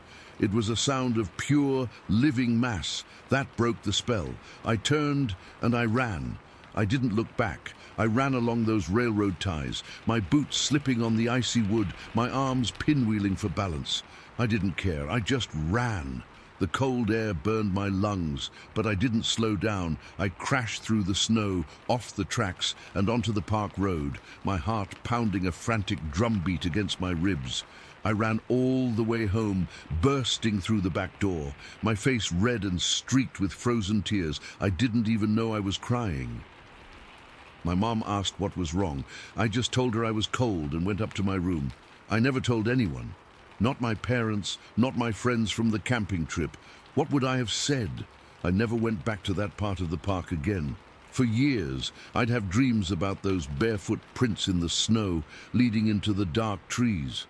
And I'd always wake up just as that shape in the shadow started to move. I'm an old man now. I've lived a whole life since then. But I've never found an explanation. It wasn't a bear. It wasn't a man. It was something that walked barefoot in the snow and screamed in the dark and watched you from the trees. And sometimes, on a real quiet winter night, when the wind is just right, I can still feel it watching. Story 16. Okay, I'll write this. Just typing it out makes my hands feel a little shaky, even now, all these years later. I don't talk about it much because people get that look, you know, that sure you did, buddy look. But it happened. I know what I saw, and more than that, I know what I felt. It's the feeling that stuck with me, more than the image. This cold, primal kind of fear that just switches something off inside you. It was March of 2001. I was 24, and I'd been working as a tour guide at the Lake Shasta Caverns for about 8 months. It was a good job for someone like me, who didn't mind being alone and liked being outside. The caverns themselves are amazing, but my part was mostly up top, greeting the tour buses, giving the little intro spiel before we'd all load onto the boat to cross the lake to the cave entrance. This particular day was a Tuesday, I'm pretty sure, a Tuesday in early March. The weather was just miserable. It had been drizzling on and off all morning, not a hard rain, but that constant, cold, misty kind that soaks you to the bone without you really noticing. The sky was this flat, solid sheet of grey, and the lake was the same colour, so it all just blended together into this wet, gloomy mess. Visibility was terrible. You could maybe see a few hundred yards across the water before everything just faded into fog. It was so slow. I think I'd done 2 tours in the morning with maybe 10 people total. Then, around 2 in the afternoon, the last bus of the day rolled in. It was one of the bigger coaches, and it looked almost empty. The doors hissed open, and only 2 people got out. A man and a woman, probably in their late 50s. They were dressed in sensible rain jackets and looked a little disappointed by the weather, but they were friendly enough. I did my usual welcome, my voice sounding too loud in the damp, quiet air. I gave them the shortened version of the safety talk and the history, since it was just the 2 of them. They told me they were from Santa Rosa, just up for a couple days to get away. We made the short walk from the parking lot down to the boat dock, but the boat captain had radioed me to say he was waiting for the weather to clear a bit, said the fog on the water was too thick to safely make the crossing, so we were stuck waiting. To kill time, I led them away from the main building, along a paved path that curves toward the edge of the peninsula. There's a viewing area there, a little railing that looks out over a deep, heavily wooded ravine that slopes sharply down toward the lake. On a clear day, the view is stunning. That day, you could just see the tops of the pine trees below us disappearing into a wall of mist. It was quiet, the kind of quiet you only get when it's raining. Just the drip-drip of water from the trees and the distant hollow sound of a buoy out on the lake. We were just standing there, making small talk. I was pointing out where the boat would come from. They were talking about how different it must look in the summer. Normal, boring stuff. And then we heard it. It started as a rustling, but it was a heavy rustling, not like a squirrel or a deer. This was lower, thicker, like something big was pushing its way through dense brush. Then came the thumps, solid, heavy, thud, thud, thud sounds. They weren't loud, but they had weight to them. You could feel them in your chest more than you could hear them. They were coming from deep in the ravine, down where the fog was thickest. We all stopped talking at once. The woman hugged her arms around herself. The man, he leaned forward, peering over the railing. "What is that?" he asked, his voice low. "I don't know," I said. "Maybe a bear. We have black bears around here." But it didn't sound like any bear I'd ever heard. Bears are quieter, more deliberate. This sounded frantic. The man was squinting, trying to see. "Look there," he said, pointing down and to the left. "That path. Is that a trail?" I followed his finger. There, cutting a diagonal line through the thick undergrowth on the steep slope, was a kind of skid mark. It wasn't a proper trail, not one made by people. It was wider, more like a swath, where something had repeatedly passed through, breaking and bending the young trees and brush. It was maybe 4 or 5 feet wide. I'd been standing at this spot hundreds of times, in every season, and I had never ever noticed it before. It was like it had just appeared. The sight of it made the back of my neck go cold. The rustling got louder, and the thumping became more frequent. Thud, thud, thud, thud. It was getting closer, moving up the ravine towards us. The treetops down below, the ones we could see through the fog, started shaking violently. Not like wind was blowing them, this was different. It was like something was physically grabbing the tops of these 30-40-foot pines and shaking them hard. The man, without a word, unzipped his camera bag. He had a serious-looking setup, a big telephoto lens. He brought it up to his eye, his hands surprisingly steady. He was scanning the area where the movement was. The woman and I just watched him, holding our breath. The only sounds were the rain, our own breathing, and that terrifying, approaching chaos from the ravine. He lowered the camera for a second, his face pale. "There's something down there," he whispered. "It's big, really big. I can't make it out, it's just a shape, a dark shape." My heart was hammering against my ribs. I felt frozen. This was all wrong. The air felt thick, charged, like before a lightning strike. The smell of wet pine and earth was suddenly overwhelming. And then it happened. Right at the edge of the fog line, where the skid path met a slightly clearer area, the overgrowth just exploded.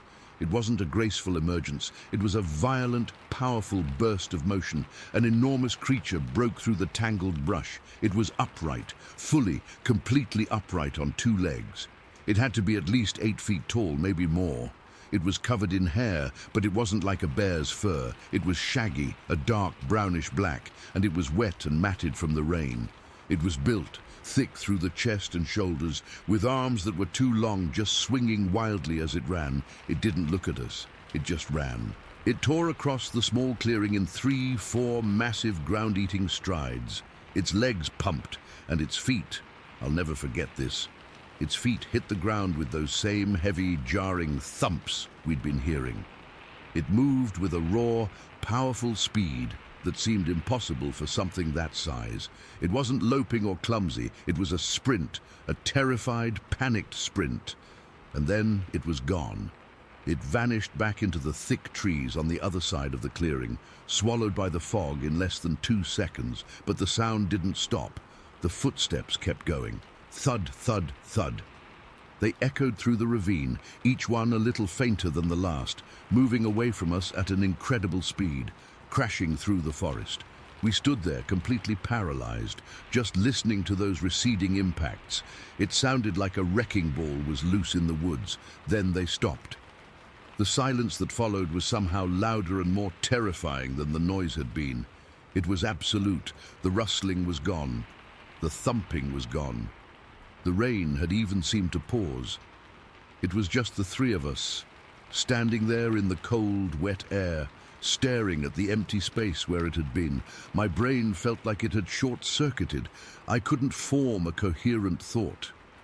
The first thing that came out of my mouth was a strangled, panicked question to the man. "Did you get it? On your camera, did you get it?" He was still holding his camera, his knuckles white. He looked down at it like he'd forgotten it was in his hands. I think so," he stammered. "I was pressing the button. I think I was. I don't know." That's when the full-body panic set in. I fumbled for the radio on my belt, my fingers numb and clumsy. I clicked the button. "Base, this is Mike at the dock. We need the bus. Now, right now." My boss's voice crackled back, calm and annoyed. "Mike, what's the problem? The boat's not ready yet." "Forget the boat," I practically shouted into the radio, my voice cracking. "We need the bus back here, right now. We're coming up, we saw something." "Saw what, a bear?" "Calm down, Mike." I couldn't explain it. The words wouldn't come. "Just send the bus, please." I was begging. I didn't care how I sounded. I turned back to the couple. The woman was crying silently, tears mixing with the rain on her face. The man had his arm around her, but he looked just as terrified as I felt. "We need to go," I said, my voice trembling. "We need to go back to the gift shop, now." We practically ran back up the path. I kept looking over my shoulder, expecting to see that thing standing at the tree line, watching us. Every shadow looked like it was moving. Every drip of water sounded like a footstep. My skin was crawling. That feeling of being watched, of being prey, was so intense it was almost a physical pressure. The bus was just pulling up as we got to the parking lot. We scrambled on, and I told the driver to just go, just get us back to the main building. The short ride was dead silent. Nobody said a word. Back inside the gift shop, the fluorescent lights felt harsh and unnatural. My boss was there looking pissed. "What the hell is going on, Mike? You can't just scare tourists like that." I tried to explain, but it came out in a jumble. There was something in the ravine. It was huge. It ran on two legs. I sounded insane, even to myself. The couple stepped in. The man was more collected now, but his hands were still shaking. He backed me up. He told my boss what we saw, about the skid path, about the size, the speed. He mentioned his camera. My boss listened, his expression shifting from anger to a kind of wary skepticism. He was a practical guy. He didn't believe in ghosts or monsters. He took control of the situation. He calmed the couple down, got them some free coffee. He asked them for their contact information, saying the company might want to follow up, maybe have a look at the camera footage. He wrote it down on a notepad he kept under the counter. I gave them my name and my home phone number, scribbling it on a scrap of paper, telling them to please call me if they got anything on that film. The woman nodded, stuffing the paper into her pocket.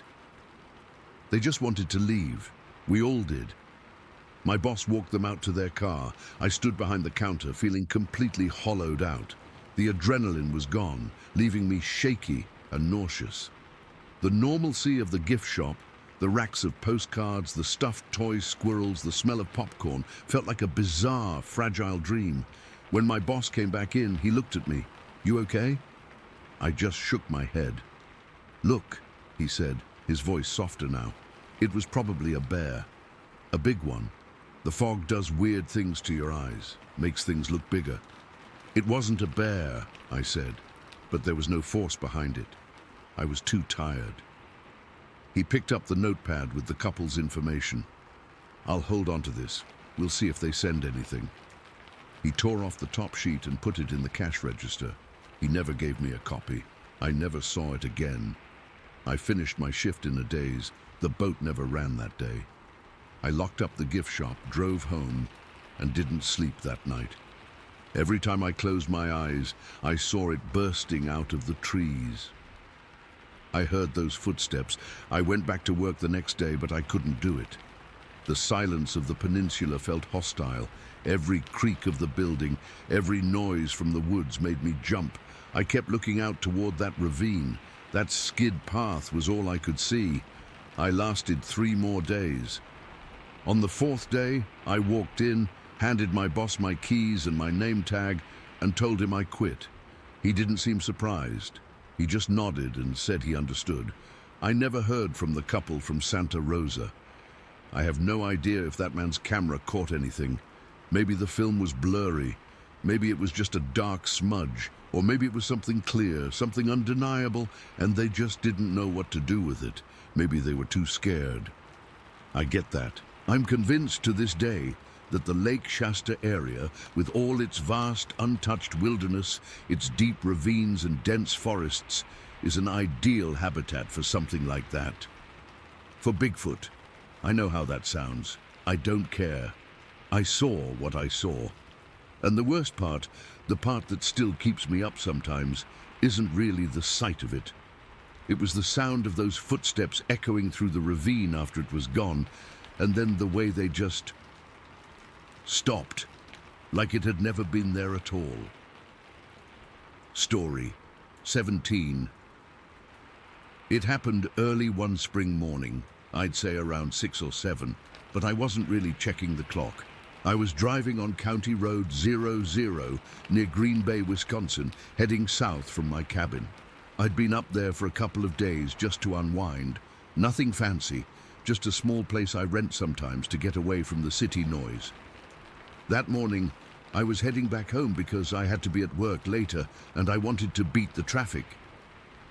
The sky was starting to lighten up, but the sun wasn't fully out yet. It was that kind of grey, soft light where everything feels quiet and still. The air was cool, and I had the window cracked open a bit, letting in the smell of damp earth and pine. I remember hearing birds starting to chirp, but otherwise it was dead silent. No other cars, no people, just me and the road. County Road. 00 is one of those rural routes that cuts through a mix of woods and open fields. It's not heavily traveled, especially that early, so I was just cruising along, maybe going 40, 45 miles an hour, not in any hurry. My mind was mostly on the day ahead, thinking about emails I needed to send, groceries I had to pick up, normal stuff.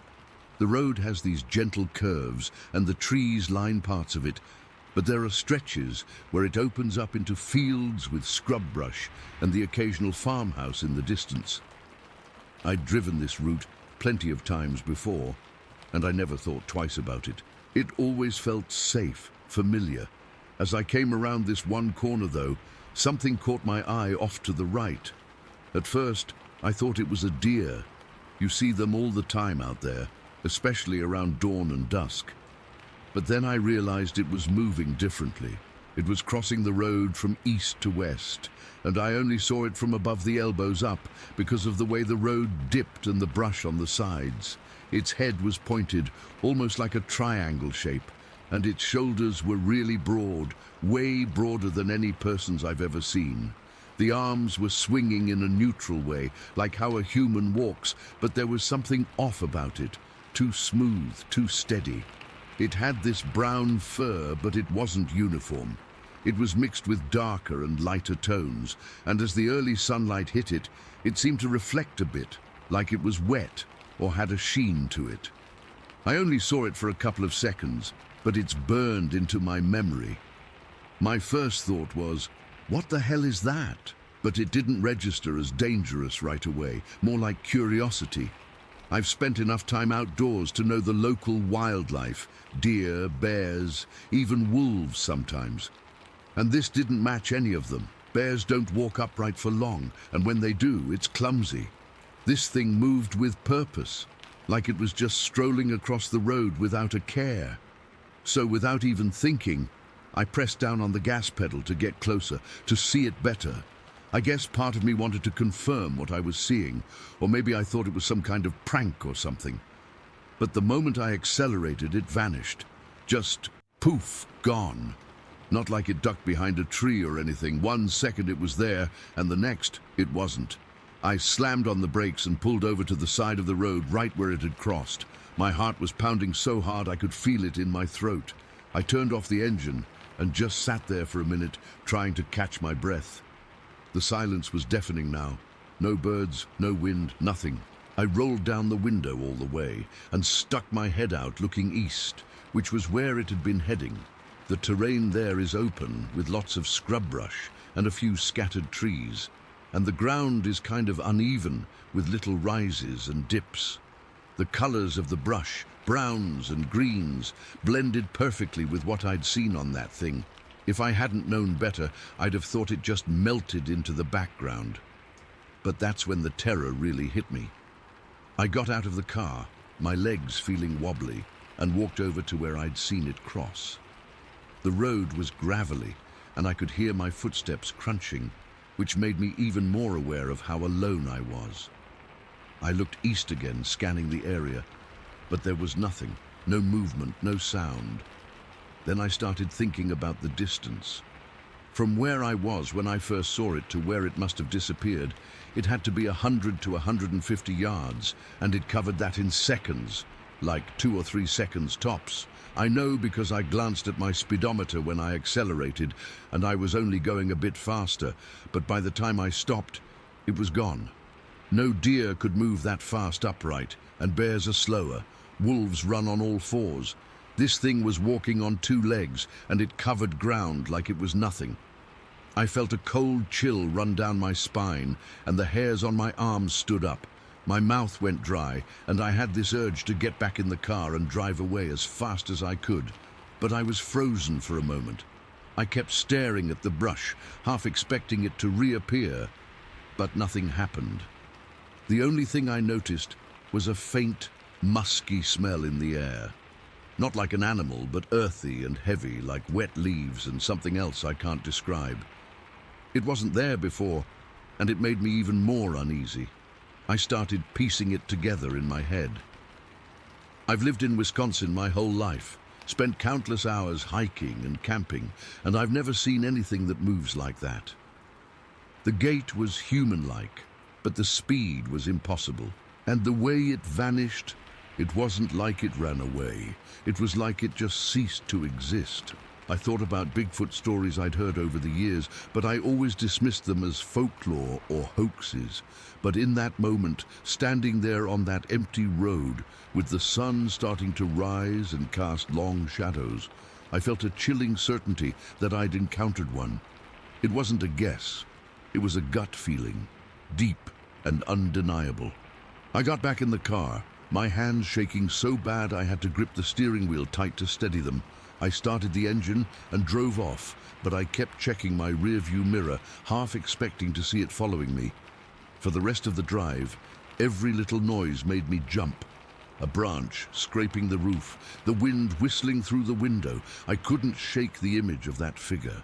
Its pointed head and broad shoulders, moving so calmly and then disappearing into thin air. When I got home, I tried to rationalize it. Maybe it was a trick of the light, or I was tired and saw something that wasn't there. But I know what I saw. I've replayed it in my mind 1,000 times, and it's always the same. The details are too vivid. The way the fur reflected the light, the swing of the arms, the sheer speed of its disappearance. It's left me with this deep-seated fear that I can't explain. And sometimes when I'm out in the woods now, I get this prickling sensation on the back of my neck, like I'm being watched. I've never told anyone about this until now, because who would believe me? But writing it down, I realize how real it felt and still feels. That morning on County Road 00, something crossed my path that shouldn't exist, and I'll never forget it. Story 18. It was the middle of October. I remember because the air had that specific, crisp bite to it that only comes in late fall, just before the world freezes solid for 6 months. I was up in a remote wooded area, the kind of place you only get to by float plane, or by driving for hours on logging roads that don't officially exist anymore. I'd been coming to this same general territory for over a decade. I knew it, or I thought I knew it. That day had started like any other hunting day. I was up before the sun, my breath pluming in the beam of my headlamp. I'd packed my gear the night before, my rifle, a .3006 that I'd had for 20 years, some water, a bit of food, and my kit for field dressing an animal if I got lucky. The plan was to hike back into a valley I'd scouted the previous summer. There was a game trail there that was practically a moose highway. The hike-in was quiet. Dead quiet. That was the first thing that felt off now that I look back on it. Usually you hear things, squirrels chattering, birds, the rustle of something small in the undergrowth. That morning, it was just the sound of my own boots crunching on the frozen ground and my own breathing. It was like the woods were holding their breath. I shrugged it off, thinking maybe a predator was nearby, a wolf or a bear, and everything was hiding. It happens. I got to the spot I wanted, a little rise overlooking a creek bed. The sun was just starting to come up, painting the tops of the spruce trees in gold, but leaving the forest floor in deep blue shadow. I found a good fallen log to sit against, got my rifle across my knees and settled in to wait. That's most of hunting, you know. Just waiting, being still, letting the woods forget you're there. I must have sat there for a couple of hours. My butt was getting numb from the cold of the ground, seeping through my pants. I decided to shift position, maybe move a little further down the ridge to get a better angle on the creek. I stood up, my joints cracking, and started picking my way carefully through the tangle of roots and rocks, and that's when it happened. My boot came down on a flat, moss-covered stone right next to the creek. It looked solid. It wasn't. The moss was slick, with a thin, almost invisible film of frost melt, and the second my weight hit it, my feet went out from under me. It wasn't a dramatic fall, just a sudden, clumsy loss of control. My rifle flew from my hands, clattering against a tree root, and I landed hard on my side, the air punching out of my lungs with a loud oof. For a second, I just lay there, stunned and embarrassed, even though there was no one around to see it. My hip and elbow throbbed where I'd hit them. I felt like an idiot, a grown man, slipped on a wet rock. I pushed myself up onto my knees, wincing, and started looking for my rifle. That's when I heard it. It was a sound from the other side of the creek, maybe 50, 60 yards away in the thick timber, a heavy crunch, not the delicate step of a deer. This was a weighty, deliberate sound.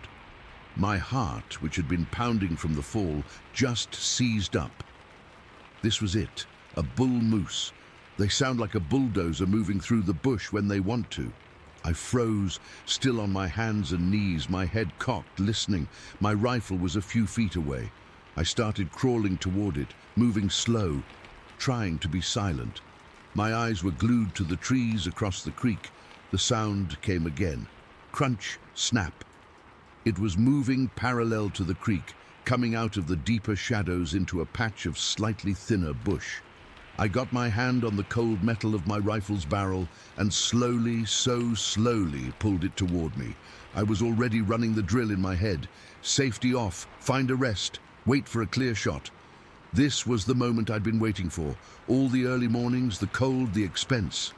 It was about to pay off. The shape emerged from between two large firs, and my brain just broke. For the first half second, it registered as a moose. It was big, dark, and moving on four legs. But then it straightened up. It didn't stand up like a bear, all front-heavy and awkward. It just rose, smoothly, like a man getting up from a crouch, and it was tall, so goddamn tall. It had to be 8 feet if it was an inch. Its body was covered in shaggy, jet-black hair, but it was built like a powerful man. Broad shoulders, a thick torso, long muscular arms that hung down past its knees. Its legs were solid like tree trunks. It wasn't a moose, it wasn't a bear. It was something else. It was standing sideways to me, its head turned, looking back in the direction it had come from. I couldn't see its face clearly, just a dark profile. My finger was on the trigger guard of my rifle. I hadn't even consciously shouldered it. I was just kneeling there, frozen, my mind screaming at me that this was impossible. Then it turned its head and looked right at me. I still didn't get a good look at its face. It was just a darker patch in the shadow of its own head and shoulders. But I felt its attention. I felt it lock onto me. It was an almost physical sensation, like a pressure change in the air. It didn't roar or growl. It let out this sound, this yell. It's the only word for it. It wasn't an animal sound. It wasn't a human sound. It was a raw, furious, guttural scream that seemed to tear right through the quiet of the morning. It was full of such pure, undiluted anger that my blood turned to ice water in my veins. The sound didn't echo. It was just absorbed by the trees, a brutal, flat noise that hit me in the chest. In the same instant, it moved. It dropped back down to all fours and ran, but its run, Jesus, its run. It wasn't a lope or a gallop. It was a frantic, terrifyingly fast sprint. It crashed through the underbrush, not around it. Small saplings just snapped as it plowed through them. The sound was immense, a thunderous, receding crash through the forest, accompanied by that same furious yell which it let out once more as it disappeared from view. And then silence. The woods were dead silent again. But this time the silence was heavy, suffocating. I stayed on my knees for I don't know how long. A minute? 10 minutes? My whole body was trembling, not just shivering, but a deep, uncontrollable shake that started in my core and rattled my teeth. I couldn't get my breath. I was just gulping air. My first coherent thought was, I didn't shoot. I had a clear shot. For a second or two, I had a clear shot at a massive, unknown creature, and I never even lifted my rifle to my shoulder. My hunter's instinct, everything I'd trained myself to do for decades, had just short-circuited and vanished. I was too terrified to even move. Slowly, like an old man, I got to my feet. My legs were weak. I kept my rifle pointed at the ground, my finger now far away from the trigger. There was no way I was going to follow that thing. No way in hell. But I wasn't thinking about hunting anymore. I was thinking about getting back to my truck. The problem was, the direction it had run was roughly the same direction I needed to go to get back. I started walking. I didn't try to be quiet anymore. I was making noise on purpose, hoping to scare off any normal animals, hoping to convince whatever that was that I was leaving. My heart was hammering against my ribs the entire time. Every snap of a twig made me jump. Every time the wind rustled the branches, I'd spin around, my rifle half raised.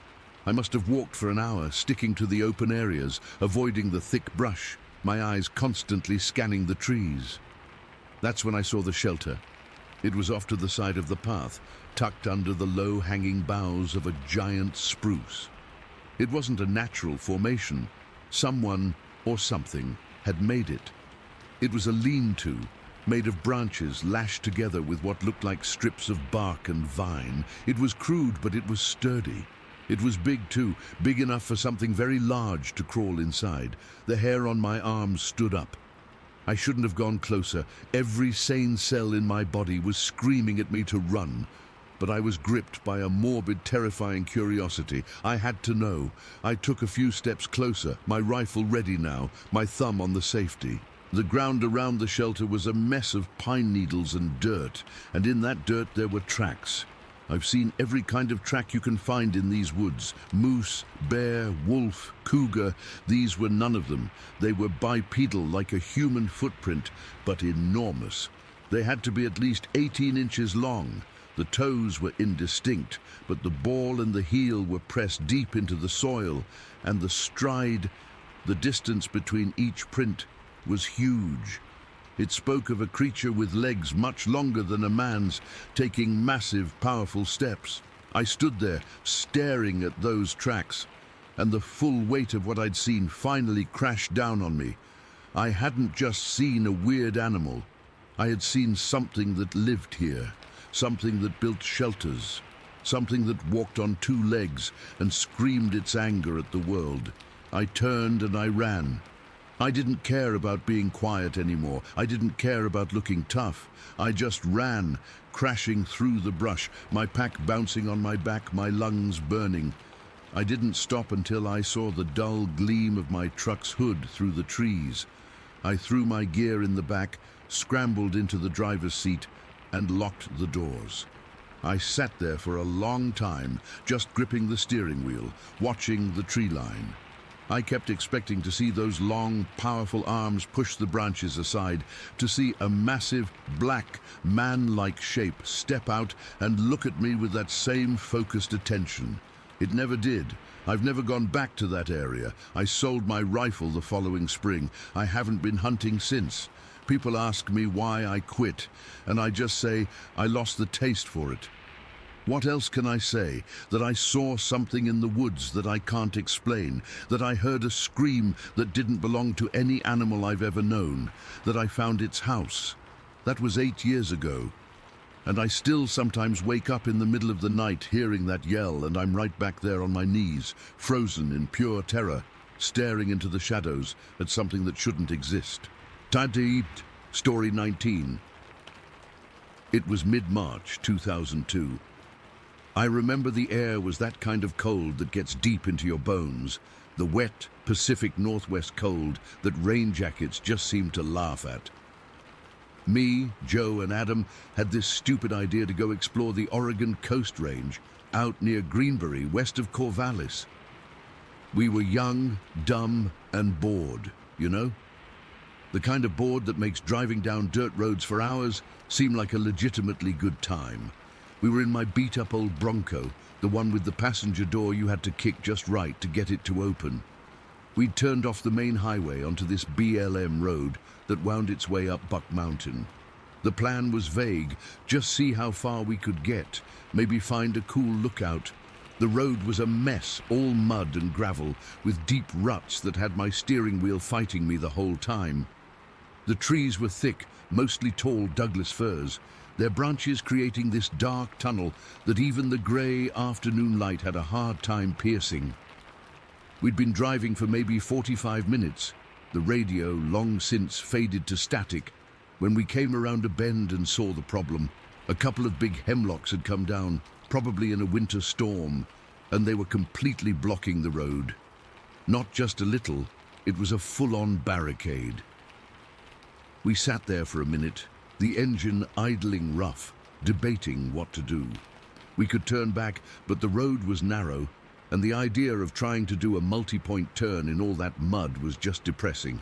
Adam, who was always the most gung-ho, slapped the dashboard. "Screw it, we're here. Let's just hike a little ways, see what's past this." Joe, who was riding shotgun, just shrugged. He was the quiet one, more observant. I was the driver, so it was my call. I figured, why not? We hadn't seen another car all day. I found a semi-flat spot off to the side, pulled the Bronco over, and killed the engine. The silence that rushed in was immediate and heavy, broken only by the constant drip, drip, drip of water from the trees and the soft patter of rain starting up again on the roof. We got out, pulling our hoods up. The air smelled like wet dirt, pine needles and decay. We clambered over the downed trees, the bark slick and crumbling under our hands, and started walking up the road. The road itself was just two muddy tracks with a strip of weeds growing down the center. The rain was light but steady, the kind that soaks you through without you really noticing it happening. We hadn't gone more than a couple 100 yards when Adam, who was walking a little ahead, stopped dead. He was staring down at the mud in the left-hand tire track. "Whoa, check this out." Joe and I walked up beside him. At first, I didn't see it. It was just a depression in the mud. But then my brain sort of clicked, and the shape resolved. It was a footprint, a bare footprint. My first thought was some idiot is hiking out here without boots, but then I looked closer, and my stomach did a slow, cold roll. This wasn't a human foot. It was way, way too big. I'm 6 feet tall. I wear a size 12 shoe, and I could have fit my foot inside this print with room to spare. I must have been staring at it because Joe nudged me and pointed a few feet ahead. "There's another one." I looked, and my heart just dropped into my boots. I'd been about to take a step forward, and my boot would have landed right in the middle of it. The print was pristine, clear as a photograph pressed into the dark, wet earth. It was long, I'd guess about 15 inches from heel to toe, and wide, maybe 6 inches across the ball of the foot. The toes were distinct, but they weren't like human toes. They were more squared off, and the big toe was huge, set apart from the others. The arch was high, and you could see the texture of the skin, little lines and whorls pressed into the mud. We all just stood there for a long moment, not saying anything. The only sound was the rain and our breathing. The sheer size of it was one thing, but the spacing between the prints was what really got to me. They were far apart, like really far. Whatever made them had a massive stride. It wasn't walking, it was moving with purpose, covering ground fast. The tracks led straight up the road, heading uphill, disappearing around the next bend. Adam finally broke the silence, his voice a little higher than usual. "What the hell is that?" None of us had an answer. Joe, ever the practical one, knelt down, careful not to touch the print. He pulled out a bandana and laid it next to it, just for scale. He didn't have a ruler, but he used his hand, measuring from his wrist to the tip of his middle finger. 15 inches, easy, he muttered, more to himself than to us. That's when the first real prickle of fear went down my spine. This wasn't a fun mystery anymore. This was wrong. We were in the middle of nowhere, the road was blocked, and we were looking at evidence that something very large and very not human had just walked right where we were standing. We started following the tracks, walking slowly, our eyes glued to the ground. We were so focused that we almost missed the other set. Joe saw them first. He stopped, and pointed to the right-hand side of the road. There was another line of prints, parallel to the first set, but smaller, maybe 10, 11 inches long. They were just as clear, just as fresh-looking. My mouth went dry. There were 2 of them. That's when Joe froze, his head cocked. "Shh, you hear that?" We all went still. The rain was still falling, a soft hiss in the trees, and then I heard it, a bird call. It sounded like it was coming from up the slope to our left, somewhere in that thick, dark wall of ferns and salal. But it was off. It wasn't a melody or a chirp. It was a series of short, sharp, clicking sounds, followed by a weird, warbling whistle that didn't sound like any bird I'd ever heard. It was too deliberate, too structured. It sounded almost like a language, a signal. The call came again, closer this time. It didn't move through the trees like a bird hopping from branch to branch. It was just there. Then a moment later, it was there, 20 yards closer. My skin started to crawl. The feeling was unmistakable, a primitive, gut-level knowledge. We were being watched. We weren't the hunters here. We were the ones being tracked. The bird calls stopped. The silence that followed was 1,000 times worse. It was a heavy, listening silence. The forest had gone quiet. No squirrels chattering, no jays squawking, nothing, just the rain and the frantic thumping of my own heart in my ears. "We need to get out of here," Adam whispered, and his face was pale. Joe, though, had this crazy look in his eye, a mix of terror and intense curiosity. "The camera," he said. I left the camera in the truck. We had a cheap little disposable camera, the kind you buy at a gas station. We'd brought it to maybe take a picture of a cool view. "Joe, no," I said, my voice tight. "Forget the camera. I'm just going to run back, get it, and get one picture. We need proof. No one will ever believe this." He was already turning, his eyes wide. "Joe, don't be an idiot," Adam hissed. But Joe was already jogging back down the road, his form quickly getting swallowed up by the grey curtain of rain and trees. Adam and I were left alone. We stood there back to back, scanning the tree line.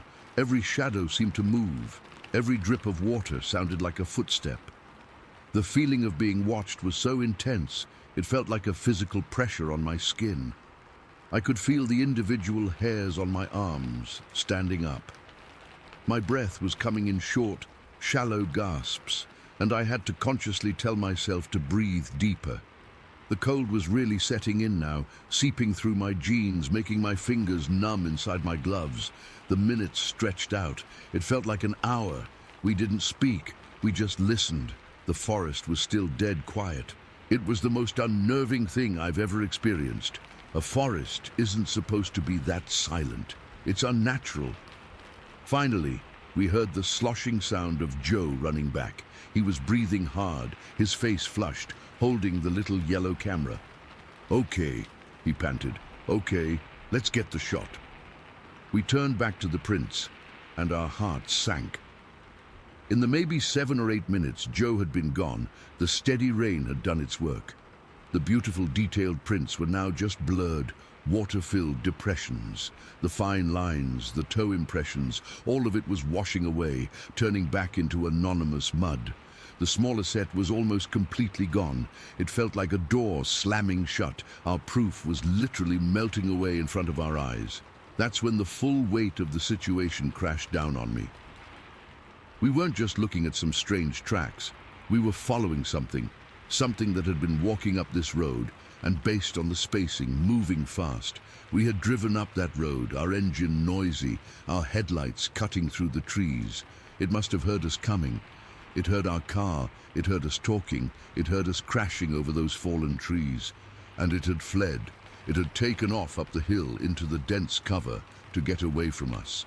We weren't the trackers, we were the intruders. We had stumbled into its space, and it had been watching us the entire time. Probably from the moment we got out of the truck. Those weird bird calls. That was it, letting the other one know we were here. The thought made me feel sick. We had been so oblivious, so focused on the ground, while something massive and intelligent was observing us from the shadows, just a few dozen yards away. We didn't say another word. We just looked at each other, and a silent agreement passed between us. We turned and started walking back to the Bronco.